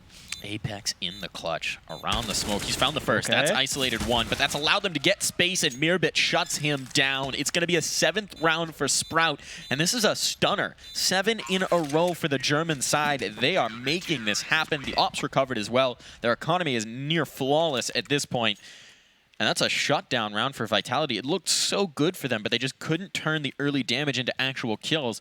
That allowed the players to hang on long enough to have the impact they needed to take the round. Yeah, and after that round, you can start to hear them getting loud over there. I can hear them through the window. So clearly they've gotten to the point where they're starting to feel comfortable. Yeah, you know, they get like a 5-3 lead. That's good. But apparently 7's the number when they start getting loud, you know, and then obviously in a retake situation, you're going to be happy about that. But yeah, they're starting to get loud. They're getting into it. So Sprout's ready to go coming up here. Now on a 7-3 scoreline. Ooh, Searson almost spots out that player on top of that smoke. And his teammate's actually going to do the job. Keto, why not? And this is a buy round for Vitality. And nice. Oh, that was Keto that got the kill. I thought that was Searson. If Keto hadn't gotten, I'm pretty sure Searson would have. So somehow Sprout is just running right through Vitality right now. 5v2, NBK and ZywOo left. And there's a minute 20 on the clock. And this is a buy round. That's a massacre, and that's what we've seen again. We saw this a couple of different times. This aggressive play out towards Fountain really pays off. And I think there was also an aggressive play out towards B short. So the aggression, the timely aggression is working. It's just leaving Vitality reeling. When one punch comes in, the counter punch is already there, and they're just not anticipating it. They're not ready for it. This is really well done from Sprout, and they're going to continue to just lock it down. Iron defense. Searson now has a great spot as they come around the corner, but they will smoke him out. It's going to force him out of position, might allow a bomb plant. But Keto, of course, ever the bold one, goes straight through to take the fight. He's got the first, not the second, but NBK is now alone in the clutch, and he just can't get it done. Searson has him with the lineup and the shot as well. 8th round, no bomb plant for Vitality. This is turning into a disaster, Mitch. Yeah, and Sprout lose 1 player that whole round. They just completely dismantled Vitality in that round. That's coming out of a timeout. So right now it's 8-3, Sprout up 5, and doesn't seem like they're slowing down anytime soon. One thing they need to turn around the side of Vitality is, number 1, they got to get their frags up. Alex right now struggling at 2 and 10. And nobody's hit double digits up to this point. Top fragger for them is NBK at 7. So it's really definitely something that's got to turn around. They're just, I mean, from the get-go, it feels like they're being pushed back. So this is another opportunity. You can see the money's ridiculous. Searson's almost on 16K. And Alex is going to be charging forward with the CZ. They're just trying to get onto site, trying to get that bomb plant, trying to do some sort of damage. Death ball on towards A, but Speedy's in position to anticipate. He spotted the first. There's the frag. And the second as well. He gets dinked down, though, so that's opportunity. But the long player will be coming into support. That's Searson, who is not missing many shots. Ooh, but okay. ZywOo isn't either. Really brilliant headshot on the Deagle, and suddenly this round is on its head. It's swung, but ZywOo, he's going to get a rifle, but he can't get his hands on it in time. Bomb will be defused. That was a good round for Vitality, just going for the faster-paced play with the pistols, but it just wasn't quite enough. Still, now they'll have money into the next. You can see ZywOo have a little bit of hope. He gets the bomb down, he gets that rifle. He's like, okay, I can get away right now. But nope, there's Sprout. They're coming in, finish it off. And they're 1 away from double digits. It's now 9-3. They are looking fantastic. Buy round coming up here for Vitality, though. ZywOo going to be on that op. And at some point, he's got to get activated. I mean, he's at the top of the leaderboard for his team, but right now, you see a scoreline like 7-11 for ZywOo. That is not something you see very often. Here's what's interesting is that they've broken out the double op, and I find that very interesting because the rifle on Keto's been so effective. We'll see how he is with the big green gun as well, but that might hamper their ability to be dynamic with these aggressive pushes just a little bit. So they're changing up the formula. We'll see if the new formula is just as good, that new Coke flavor. Or if they have to go back to Coke Classic. But they're going to be looking for some Mountain Dew and Game Fuel instead. Speedy's going to hit the shot. He's been drinking it. Yeah, he's here comes Mirabit. Good opportunity to go. Door's going to get opened up. That's 1 for him. Almost grabs a second. You see RPK taken down to 16, and what do you do after that? Your teammate dies. You're down to 16 HP. ZywOo not in the area. So ZywOo and RPK going to have to come up big here. Otherwise, Sprout are going to be on double digits. Still a minute on the clock, but you can see on the radar right now. The player with the bomb trying to get in this area, but there's 3 CTs waiting right around the corner here. So it's, I mean, it's ZywOo, so you never know. You never know, but this hasn't been that kind of vintage performance. Instead, it's going to be the tank to get his treads rolling. Gets the first kill, but there's so much more to do, and he's down to 16 HP, so this is so limited. Searson's looking for the shot, and of course he's going to hit it. Has been lights out so far, and that leaves ZywOo in the 1-on-4 without the bomb down at 30 seconds, ticking away. Has a smoke molly and a flash to work with, but he's just going to have to hit the shots, and they know where he is, and Mirbit has him. Easy kill, and it's a 10th round for Sprout, double digits now. Now we've got the backs to the wall for Vitality. If they can bring this back to a 10-5, it's bad, but it's not a disaster. But at this point, they're going to be limited. They didn't get the bomb down in the last, so it's going to be hampered through the end of the half. And of course, Sprout have just looked flawless here. So this is turning into a pretty wild ride, a big twist from what we were expecting coming into it. I mean, this is just unusual. Especially considering this is Vitality's map pick. So we're going to get back into the action here. And one thing to note for that last round, only 1 player died again. So they're starting to stack that money up. You can see there's 4 guys above 10K right now, and the other person that's not above 10K is on 9,700. So Sprout's definitely set for the rest of this half. And there's not going to be an AWP here unless ZywOo had it dropped on the ground. You can see they're going to be able to scrounge 4 AKs and whatever they get here on ZywOo, if they did get him something. Otherwise, he's going to be stuck on a deagle. They get a little bit of utility, you know, at least something they can work with. They might be able to sell some sort of fake with the amount that they have. But clearly not ideal setup here for them. But let's see if they can snag the last 2 rounds here. Currently 10-3. So it is going to be Keto creeping around in the bathrooms again. He's been the big performer so far. This dynamic duo into the bathrooms has just been so tough to overcome for Vitality, and they're going to be trying it. Deagle on ZywOo is a limiting factor, but as we know, that may not be a limiter. Apex gets a kill on the flank, and that's an opener for the first time in a long time for Vitality. They'll follow it up as well. Keto's dropped. The big bad wolf is out of the server. It's going to be Searson to try and hit the shot instead, but they know that AWP threat is still there, and so they're adjusting. Problem is 2 players here right outside the monster tunnel. They're ready for them. This could be rough, especially if that AWP makes its way down connector rapidly, and it seems like Searson wants to. He's anticipating this play, getting in towards it early, and now the hit's going to come through, and they got to do it lightning fast. Yeah, ZywOo going to get a double kill there to open it up.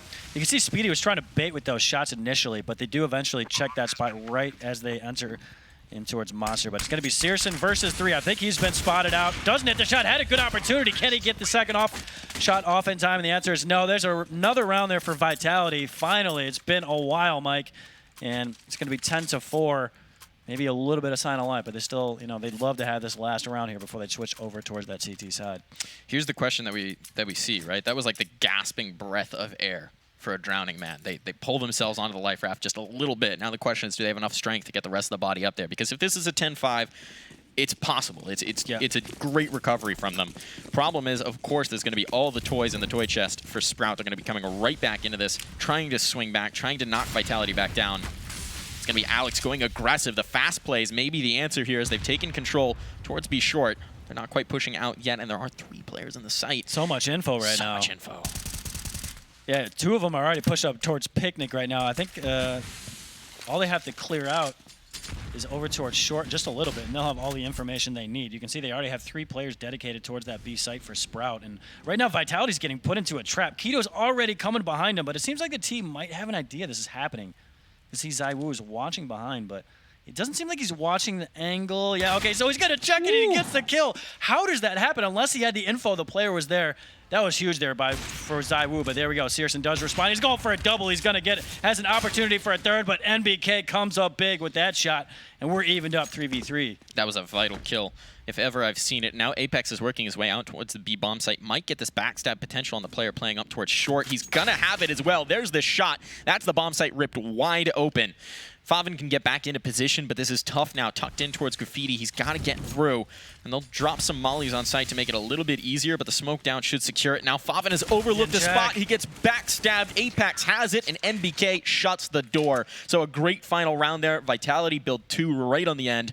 Give themselves a little bit of room to work with as we move into the second half. Yeah, that was key. I mean, they just got a ran on them for a while there, but finally were able to run 2 rounds in a row there at the end, bring it back to 10-5. Now switching over to the CT side, and I guess we can just take a look at the frag counts right now. Keto on 20 and 9 right now. He is having a fantastic match.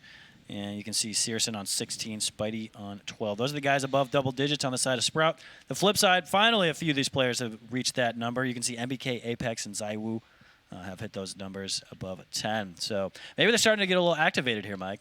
I mean, you can see a little bit of life from Apex there, from ZywOo, as well as NBK. So if you're Sprout, you might be getting a little bit nervous, but you're in really good shape right now. I mean, I don't think there's any more nervousness than they had coming into it. They're like, all right, we had a good first half. We did this. You can see the coach. Everyone's dialed in. I mean, you can see the focus right there. There's definitely some tension. But managing to steal away your opponent's map pick here would be massive. So the question is just how do they get started on that T side? Because if they allow that pistol to slip away, if they allow momentum to build back up for Vitality, this CT defense may just become a nightmare like immediately. So they really got to come out the gates, get this to a 13-5 off of the pistol round, and then see if they can just get those last 3. Yeah, a pistol round would be huge for them. And as you mentioned, if they're able to take the map pick of Vitality, that would be massive for them. But we still have a whole bunch of CS to be played here on Overpass. Currently a 10-5 scoreline. It looks like we have a timeout right now. I don't know if it's technical or tactical. I assume it's tech, but going to be getting back into the action here momentarily. But yeah, it's been a good matchup so far. I've been really surprised here by Keto. He's played fantastic. Definitely a good surprise to see. And then Searson, he's been fantastic with the op. That tandem between Keto and Searson has been fun to watch. It really has. Very dynamic, very aggressive as well, which is good to see. Sometimes when you know that you're the underdog coming into a matchup, the teams will play a little bit more timidly, and that's definitely not what's the case with Sprout. They are swinging for the fences. They are trying to bloody Vitality before Vitality has a chance to touch them. And we'll see how effective that can be on the T side. I expect to see a little bit of a wild play. And Searson, once again, be working his way in towards Playground. He wanted to be here on the CT side. Now he's arrived. That's a first frag, but it is traded, and that's the bomb spotted as well. Lots of information for Vitality. They've got a player forward already. Searson's in a tough spot. But Keto's going to come to bail him out. The dynamic duo works again on the T side. So now an advantage available for Sprout, and they're going to start to take some ground. Yeah, Cavalry arrived just in time in that situation. There are 2 USPs on that player that was trapped, but then comes in Keto. He's able to grab the kill, and now 1-man advantage here for Sprout. But you can see the positioning here by Apex. This is huge. I'm not sure the T is going to be ready for this. But Speedy's going to, he's checking the ladder, but he doesn't know there's a man right around the corner. Apex is just going to stay dedicated to his position, but Speedy gets the kill in that situation. Very similar to that round that we saw a couple, maybe 2 or 3 rounds ago. And yeah, okay. It's now 2-man advantage here for Sprout. Very nicely done. 3 players with 3 frags. And the CT defense is starting to go towards a gamble. They're anticipating this B play, and it looks like they're picking right, but it's still going to be tough regardless. There's still utility as well available for Speedy and Mir, but they haven't even gone through their hit. They've kept the smoke, the molly, and the flash all this time. They were just looking for frags, and frags they got aplenty.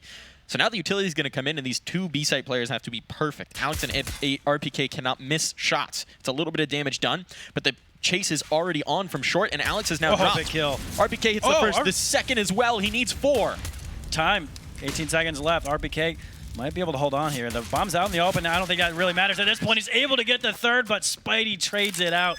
He's going to try to get that bomb down, get a little bit extra cash, but won't have the time. But what a pistol round there from Sprout. RPK almost brings it back. Almost does. The tank, the turret, that's like the turret gun on the tank is swiveling around. Yeah. He just can't quite get there in time.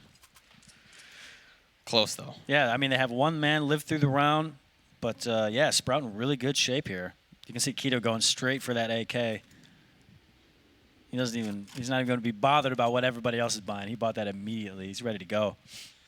But yeah, I mean, we talked about, this could potentially be 13-5 here for Sprout going up 8, assuming everything goes the way it should. Not that it necessarily always does, but yeah, Vitality struggling right now. We're not seeing the second round for us, at least not yet. There's still time, but I don't think we're going to see it. I think they're going to give it a little bit more patience. They're like, all right, we don't have the cushion to work with. If it doesn't work out, we're really up the creek if that's the way it rolls. So this time, we're just going to upgrade into a couple of pistols, a little bit of utility, flash for RPK, a couple upgraded P250s. Probably just go for 1 specific pistol swing, see if they can get the firing squad to get something, drop some sort of a rifle. On the other side, 3 SMGs. So pretty nicely set up to counter this play. I'm going to see if Vitality can get much of anything out of this. Yeah, full stack it's probably just going to be some sort of pop flash in towards Monster, in towards short B, and they're all going to chase there. But Speedy going to be fed a kill there by NBK, who basically just going there for info. And the info he gets is a bunch of bullets to the body, It's going to be advantage early here for Sprout. You can see Faven pushing up with that SMG over towards Long, and he can free roam all he wants because the rest of the players in towards that B side. They're going to go for the boost. I like the idea. Alex, unfortunately, doesn't get the kill and doesn't really do all that much damage. So you can see CT is going to be rotating off, but you saw Faven pushing up. He's going to already be behind these players. Oh, perfect spot as well. He's got so much information. He's just going to come in for the backstab. Realizes nobody's on B anymore. Now he's got the clothesline shot. Oh, misses the second. He'll find it. Goes ahead and chases it down. He might just get caught from behind here. So Alex gets a consolation prize, but that should be all she wrote. Chances of him getting back onto site minimal. He's going to go for it, for sure. They don't really want to save this MP7 through. And Keto will make sure he has no more chance to rumble. So a 12th round for Sprout. 4 players alive as well. Now we get a question. They've got a massive cushion to work with. Do they keep the SMGs alive? Do they play that bonus round mentality? Or are they going to go ahead and fully invest here and just try and shut down Vitality right off the get-go? What I would personally like to see is get rid of the one of Mac 10s and pick up an AK on another one of these players, because you know you're going to get a good buy on the side of Vitality. I mean, they get a FAMAS on RPK, but he's got a whole bunch of extra utility as well. So they're actually going to stick with 2 Mac 10s in this situation, so they are going to go for that mentality that you mentioned right now. So big round coming up here, especially for Sprout. They're able to win this one. That would be huge. I mean, that number 1 is going to be 13 rounds and likely going to lock down the 14th as well.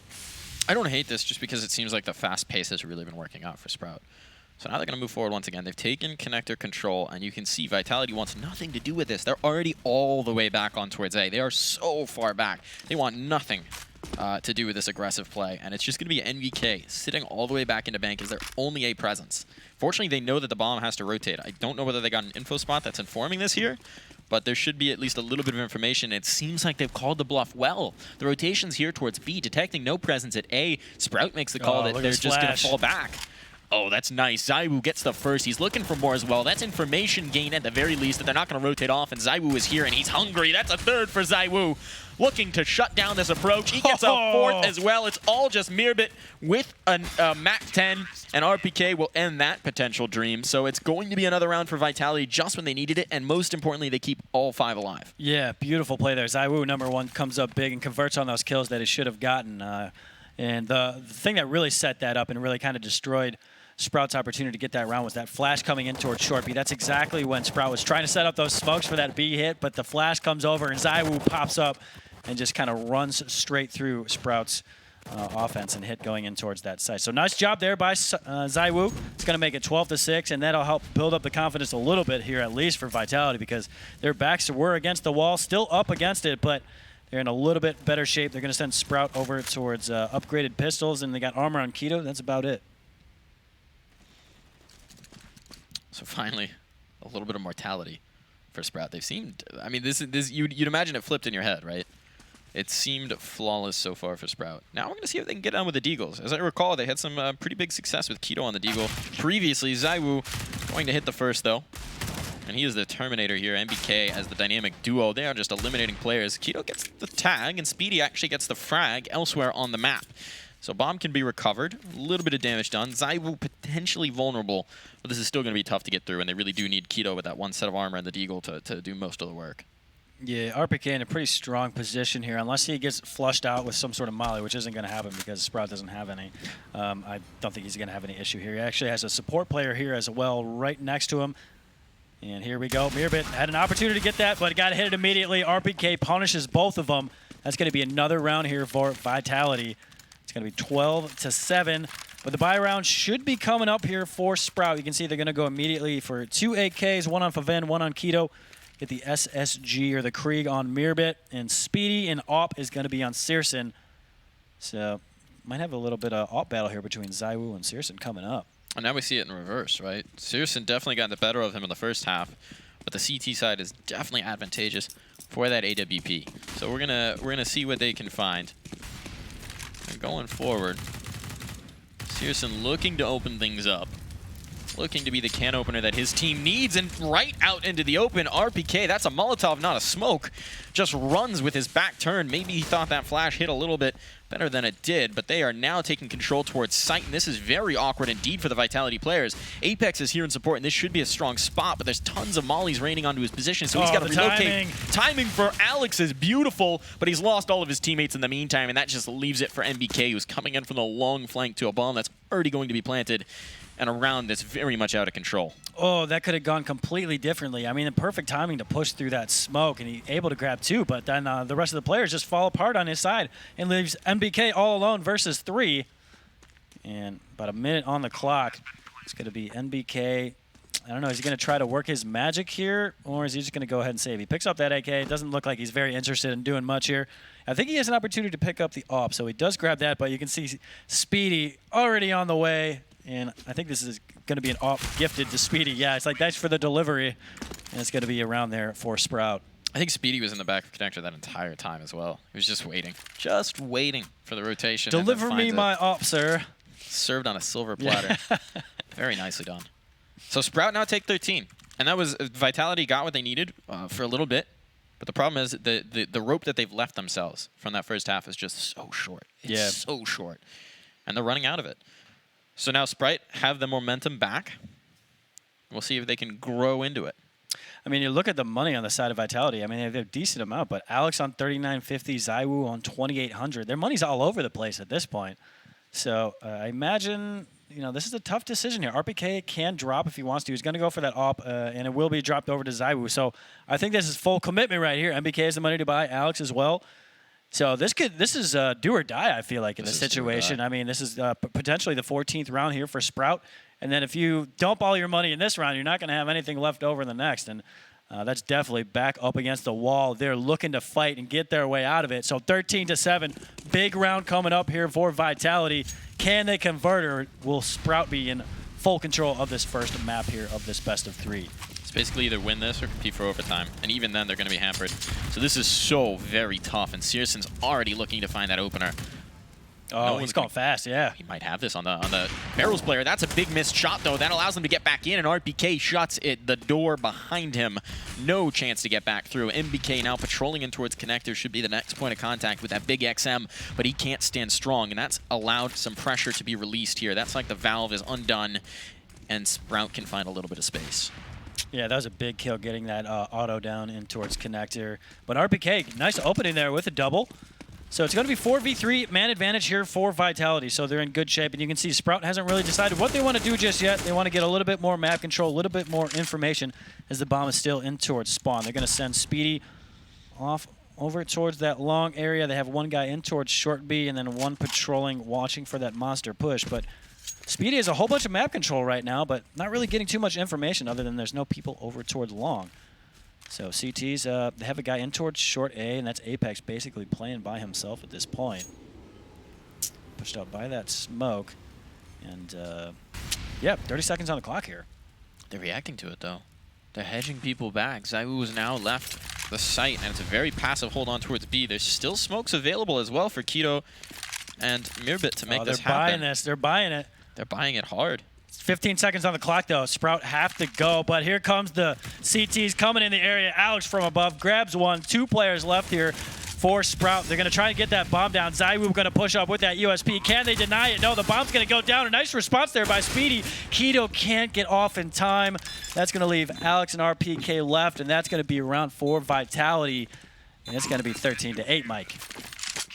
That's massive. Fireworks at the end of that round. Fireworks indeed. So little time, and Vitality cling to it. They can't deny the bomb plant, which does give a little bit more room for Sprout to work with into this next one. But they've bought themselves space. That was a huge gamble, and the gamble pays off. So now they're going to cash out their winnings, get a full gun round up here. Well, MBK's still going to be on that XM, but not that big of a limiter to play in towards connector with. And it's going to be up against pistols in this one, so this should, by all means, be a comfortable round for Vitality. If a bomb plant comes out of this, they have not done their work. And they've got themselves a little bit more space to work with. ZywOo, though, misses the first shot. They're going so fast. He knows they're just trying to chase him down, so he's going to relocate towards long and has his bodyguard as well in the form of the rifle player. A second miss, and this is opportunity. MBK at range. That's such a terrible position for the auto shotty. Yeah, that's problematic. That exchange did not go the way it should have. MBK probably should have stayed in towards long there and not exposed his position. But at the same time, ZywOo probably should have hit at least one of those. But nonetheless, I mean, it's only one man down in the situation, and they've only given up an auto to Searson. Now, depending on where he's going to position himself, he could be an impact player in this round.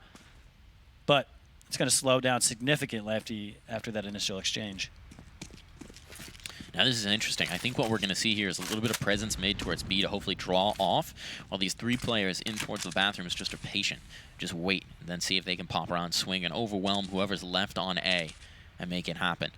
The man disadvantage really does make things awkward for Vitality, and you can see from how constricted their setup is that they don't want to get overextended. They don't want to leave anybody else vulnerable to be picked off by these pistols. So this is going to be Mirbet left here, trying to make a little bit of noise, and they've got 30 seconds. Sprout once again running that clock down quite a bit. Might give a bit of advantage back to Vitality. And look at this response. There's a player out towards bathrooms.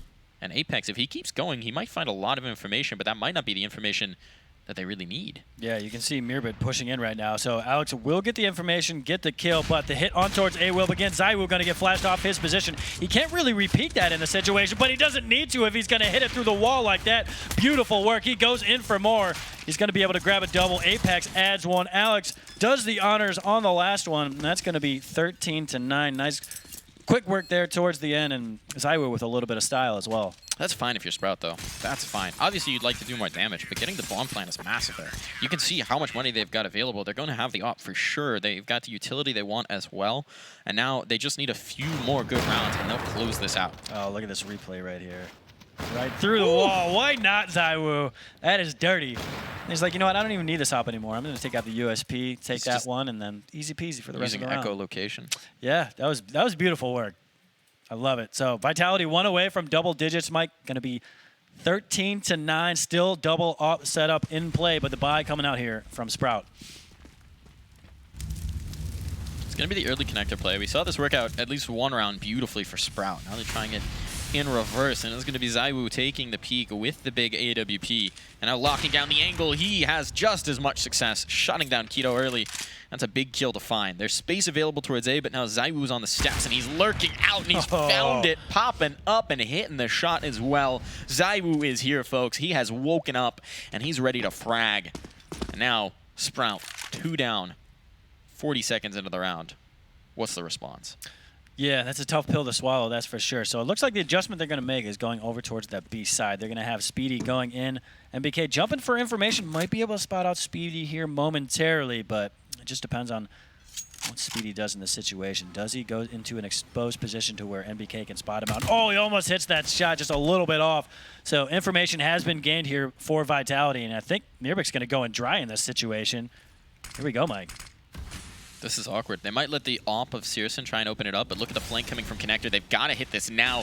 They've already lost their player out. Searson gets an opener. That's a big second as well from Mirbet, and they know somebody's coming from short, so the smoke will go down to cover it off. Bomb plant in, but they're just going to try and find it. And ZywOo hitting more shots, this time through smoke, or right on the edge of it, rather.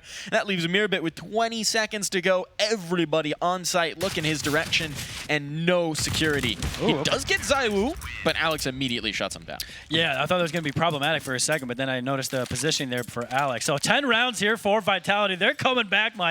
13-10. We have a match on our hands. For a minute there, it looked like Sprout was just going to run away from it here on Vitality's map pick. So Sprout letting Vitality slowly get back into this one. Plenty of money for the side of Vitality. I mean, they already have that double op set up. But actually, you know what? It's not as good as I thought it was. You can see Apex on 3K and Alex on 5,400. So the other guys, their money doesn't look that great. But it looks like there was a timeout, and we're going to get back into the action here in about 5 seconds. And money is kind of like borderline buy area. I'm not sure this is the area you want to actually do it, though. You're up 3 rounds against a really tough Vitality team. I'm not sure it would be worth the force here in this situation. When they started out this half, they had like that nice down pillow of cushion. And now it's like that pillow's just been beaten repeatedly. All the feathers are coming out. Yeah. They're like, all right, we can't really risk too much more of this. This pillow is expensive, guys. It's hypoallergenic. So they're going to go 4 Digs in this situation, a little bit of utility. Okay, let's see what they do with it. So it doesn't look like it's going to be a rush B strat. It looks like the main focus is going to be over towards long. MBK kind of caught out in this situation. He does have a teammate here to help out, but he's kind of far back, and that's going to be long A given up. The response is nice, though. They fall back. There's space given, and this momentum play, we saw it previously work out pretty well for Sprout. It seems like the more aggression there is, the more Vitality gets caught off guard. But this time they anticipate. They've adjusted nicely, and ZywOo's in perfect position as they come through. Missed shot initially, but MBK has secured his space out towards bathrooms, and now they're trying to chase him down, but that just sets up Apex coming back in from the dumpster to find frags, and there should be no chance for a bomb plant here. Yeah, perfect bait there by ZywOo, whether it was intentional or not. It gets the job done. It's going to be ZywOo grabbing one there on Faven and leave Mirbit left all alone. Had an opportunity for a dig right there, but then the rest of Vitality shows up. 2 or 3 crosshairs on his position. That means Mirbit goes down. So it's going to be 13-11. Vitality 2 away from potentially tying this one up. And here comes the buy round from Sprout. So, I mean, if you're Sprout, what do you switch? Like, what do you change here to make this work? I mean, you're not going to be able to get the AWP in the situation. Whether or not they actually want one on the T side, I don't know. But nonetheless, it's you got to go to the drawing board. And so far, you've been coming up short for the most part here on the side. One thing they've been doing, and I don't know if they quite realize this, but if they've been showing early presence towards A, they've been sending the A site defenders hurtling back very quickly, right? That's been the adjustment from Vitality, and so that might be exploitable. Now it's just a rain of utility onto the B bomb site, but the counter utility's there as well. And the nade from Apex gets to a hail of fire, and they do not come out on top. Apex now finding more, and RPK can get the swing. He's dropped. Searson and Mirbit are making this happen. It's going to be a 2-on-2, but look at the health on Searson. He can't take a protracted fight. Oh, team kill! Mirbit shoots through his teammate to find it. It's a 1v1 NBK and Mirbit. And Mirbit might just have the angle. He's got the shot!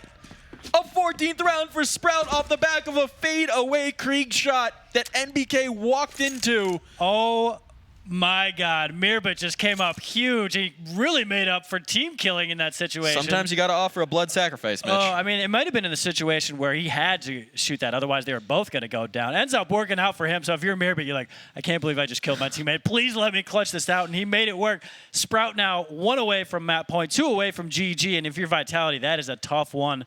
You had that one wrapped up, it seemed like. But then the 3 kills in succession for Sprout really brought that back for him. They should be all right, though. They should have enough money to be able to get this up. They'll have the AWP on ZywOo as well. They'll be fine there. They'll be able to toss the guns around. They'll make that happen.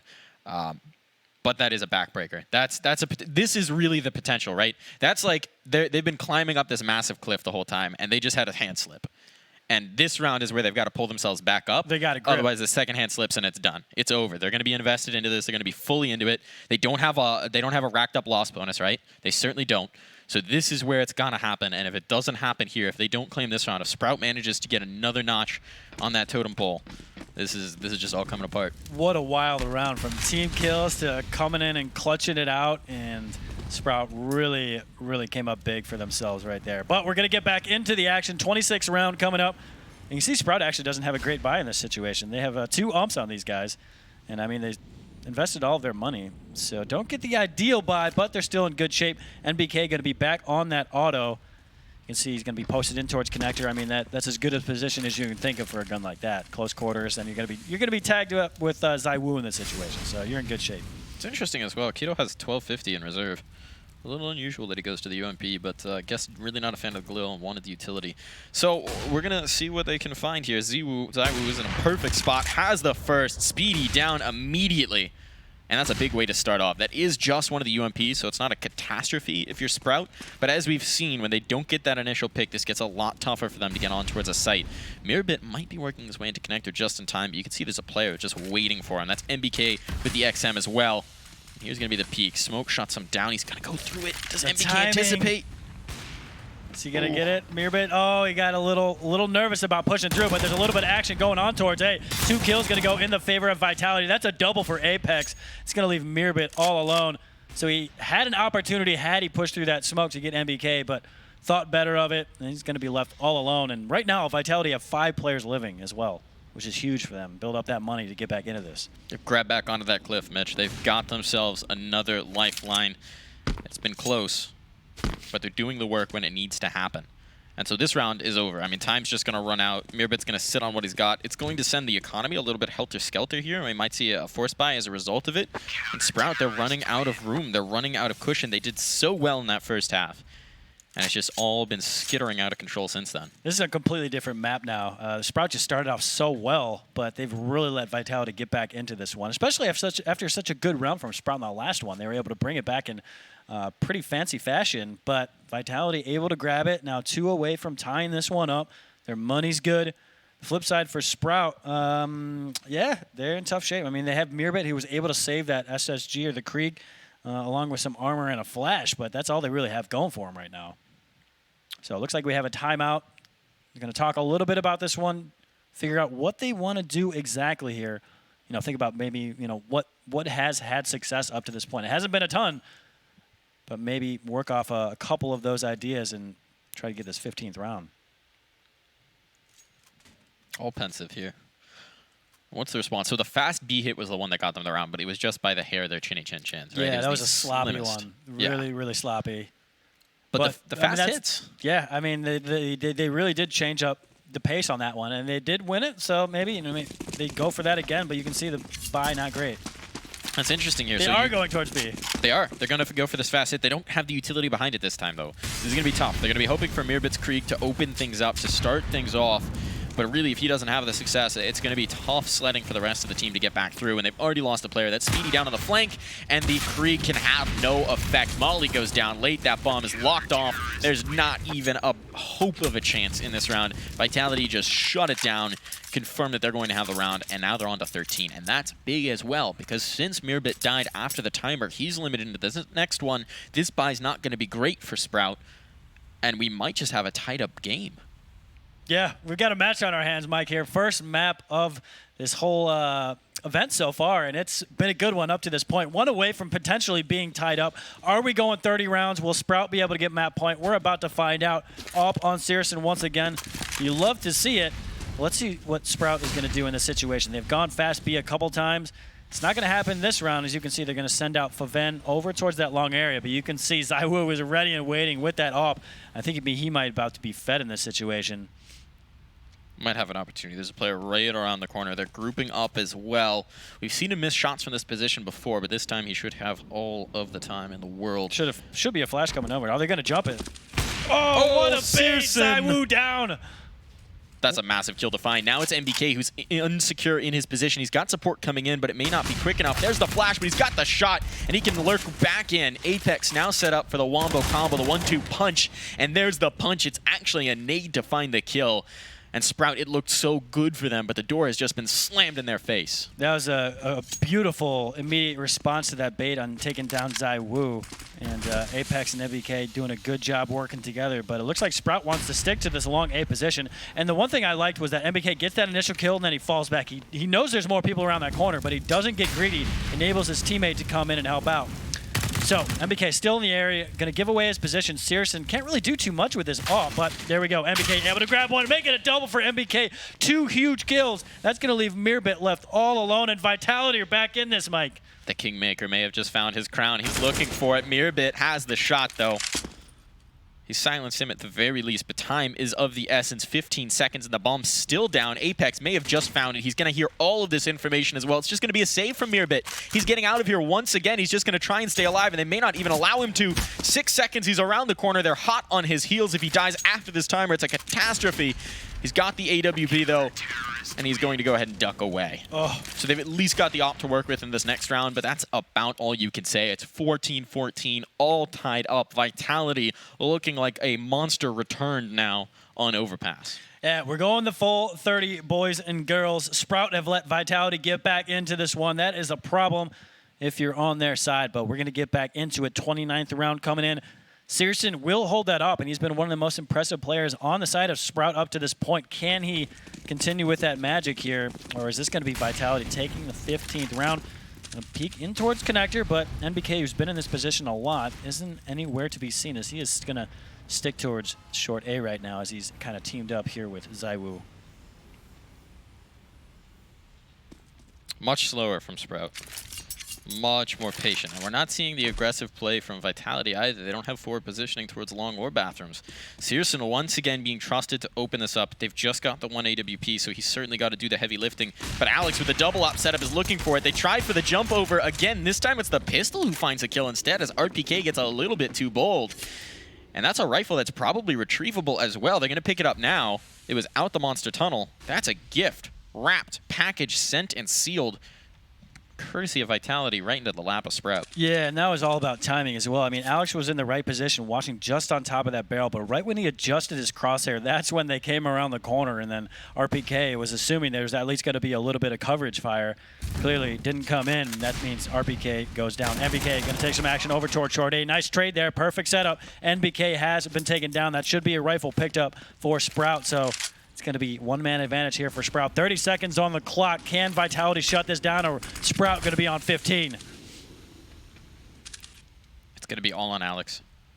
He's got support now. Apex has come back. Looked like he wanted to retreat.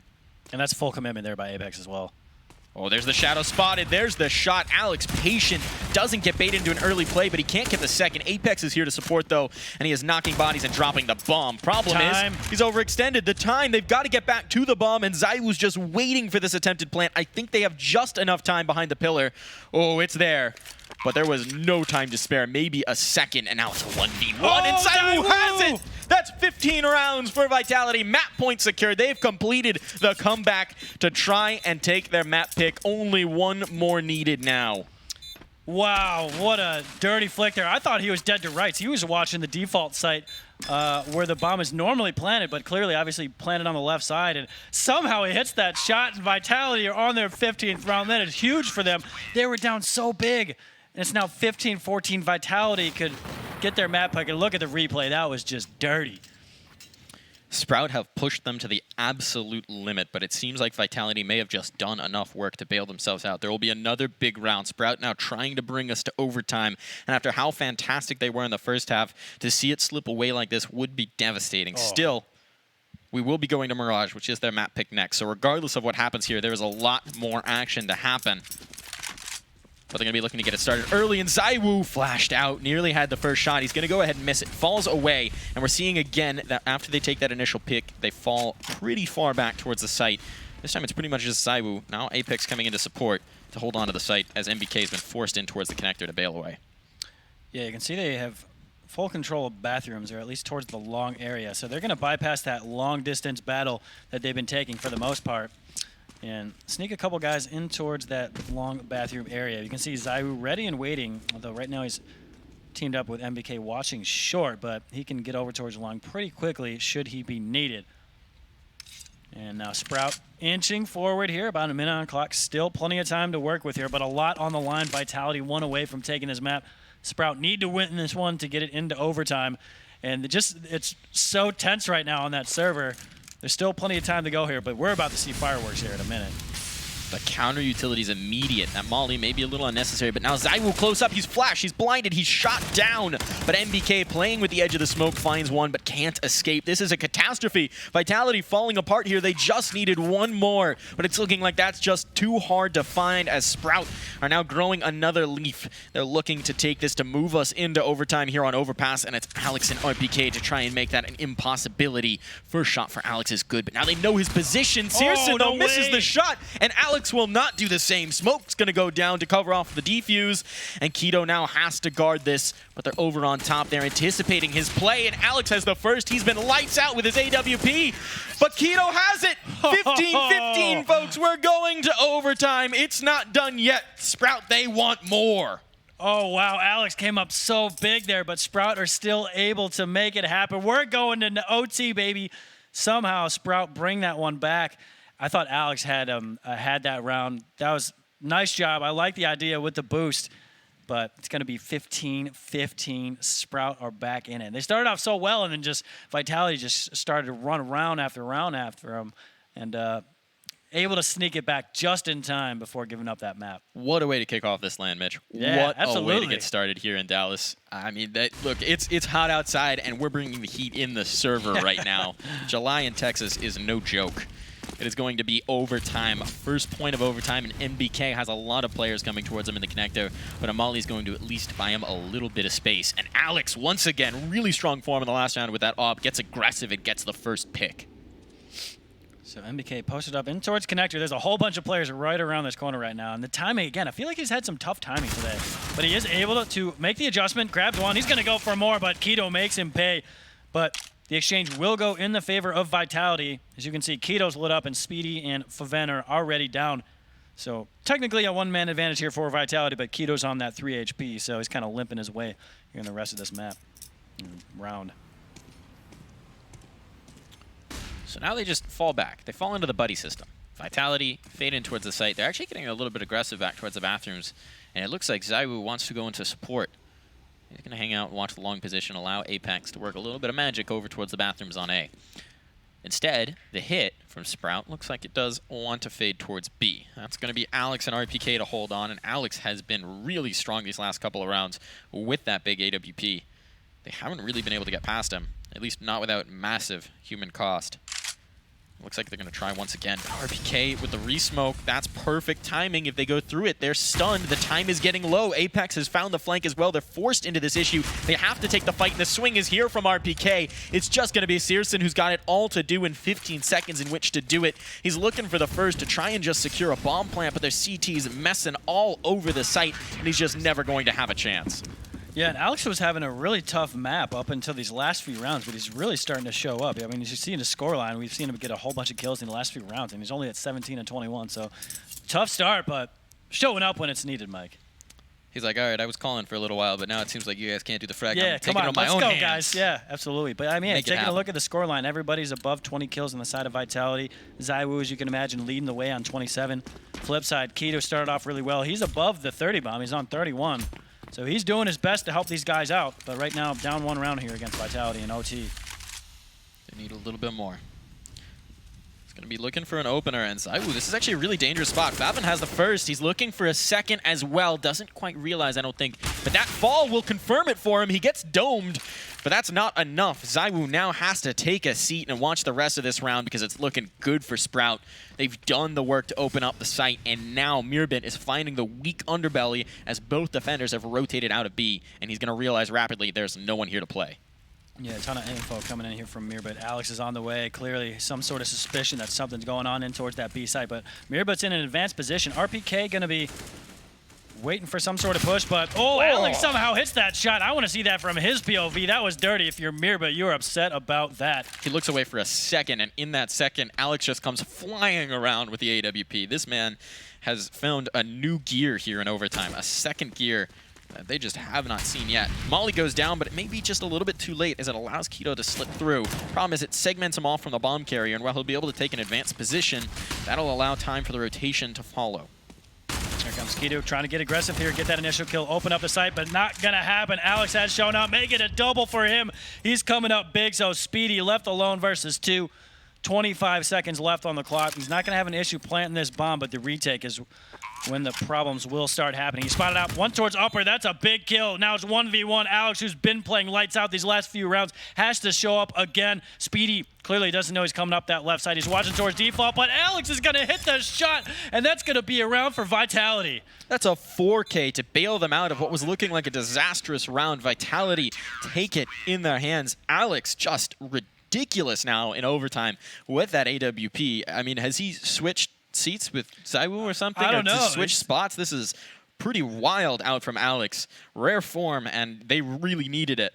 And some of these just aren't even like normal kills. These are like highlight reel plays that he's making in some of these situations. I mean, the one from upper. That hop around, yeah, that was ridiculous. That was quick. Now they just one more in the first half of overtime. They're looking to take that solid 18 and make it so they just need the one on the T side. Because obviously T sides have been a bit more of a struggle. Yep, absolutely. So Zaiwu, all right, he's going to do the honors on that first kill. Why not? Looks like he wants to go for more, but there is a man right around the corner. I assume that's Searson. Let me see. 3-2. No, that's actually Speedy. So he's watching with that Krieg. He's going to go ahead peek again. Don't want to do that one. Zaiwu's posted up. That's a little bit too much of a good thing, and the bomb's down. The bomb is there. If they keep pushing, they might find it. Alex finds one before he's eliminated, and there's opportunity here to get back in, and Zaiwu, this is a pixel shot, and that allows them to at least get the bomb back. And Searson's looking for more. He's looking to take it all in one go. He's missing the shot, though, and Zaiwu will not let you miss twice. You get no third opportunity. 3 strikes, you're out. And Apex make sure that's the case. Flawless first half of overtime. Vitality doing what they couldn't quite in regulation and looking to just shut this down. Yeah, clean sweep in overtime, and you can hear that music in the background. Everybody knows what that means. This could potentially be it. So we got to wait for these guys to ready up, get into the second half of OT. But yeah, this has been a fantastic map to start out for this event. This has been a ton of fun. We still got a ton of CS to be played as well. But right now, we are in OT. Vitality just need one round here to put this one away, and then we'll move on to Mirage. So 3 rounds. Sprout has to be flawless for 3 in a row. There can be no errors. There can be no mistakes. We'll see if they have what it takes to accomplish that, to make it happen in the second half of overtime now. Well, our predictions were a little off, Mike. Just a little bit. Just a lot of it. This is wild. This is, again, Vitality's map pick, a map that Sprout does not tend to favor. So clearly they've been doing their homework in anticipation of this. And next we'll be moving to Mirage, a map that Sprout beat Vitality on in the regular season 16-3, I believe. Oh, wow. Was it really that big of a contrast in scoreline? Wow. It was online, though, so you never know. But it's going to be aggression out from Keto early. We saw this in regulation. They're trying it again. The problem is Vitality reads that, and they go for the aggro B play to neutralize that Fountain presence, and they've already found the first pick. Mirbit is the second to fall. It's a disaster. They're just all falling apart. It's going to be left to Keto, who's been fantastic this whole game, but now he's got a 1v5 to try and keep his team alive, and Vitality just read them like a book and shut it down. He won't even have his gun out as Apex finds him, and the round is claimed. So wow. Vitality, they bail out. They manage to complete the comeback. They have the flawless overtime. And off the back of some heroic play from that man right there, Alex, they managed to stay alive, to take their map, and to get us to map 2. Man, look at the smiles on those guys' faces. That's relief right there. Yeah, they were in a lot of trouble. Sprout looked fantastic coming out on that at the start of that matchup. But able to bring it back. Alex, he's got to be the MVP at least towards the end. I mean, ZywOo played a heck of a map, but just some of the shots that Alex was hitting towards the end of that matchup were really, really important and highlight real plays. So nice job there by Alex, helping his team bring that one back. And yeah, just great way to start this off. Man was clutch. Yeah, I think that's a word you have to use. When the heat got on, when the pressure started to rack up,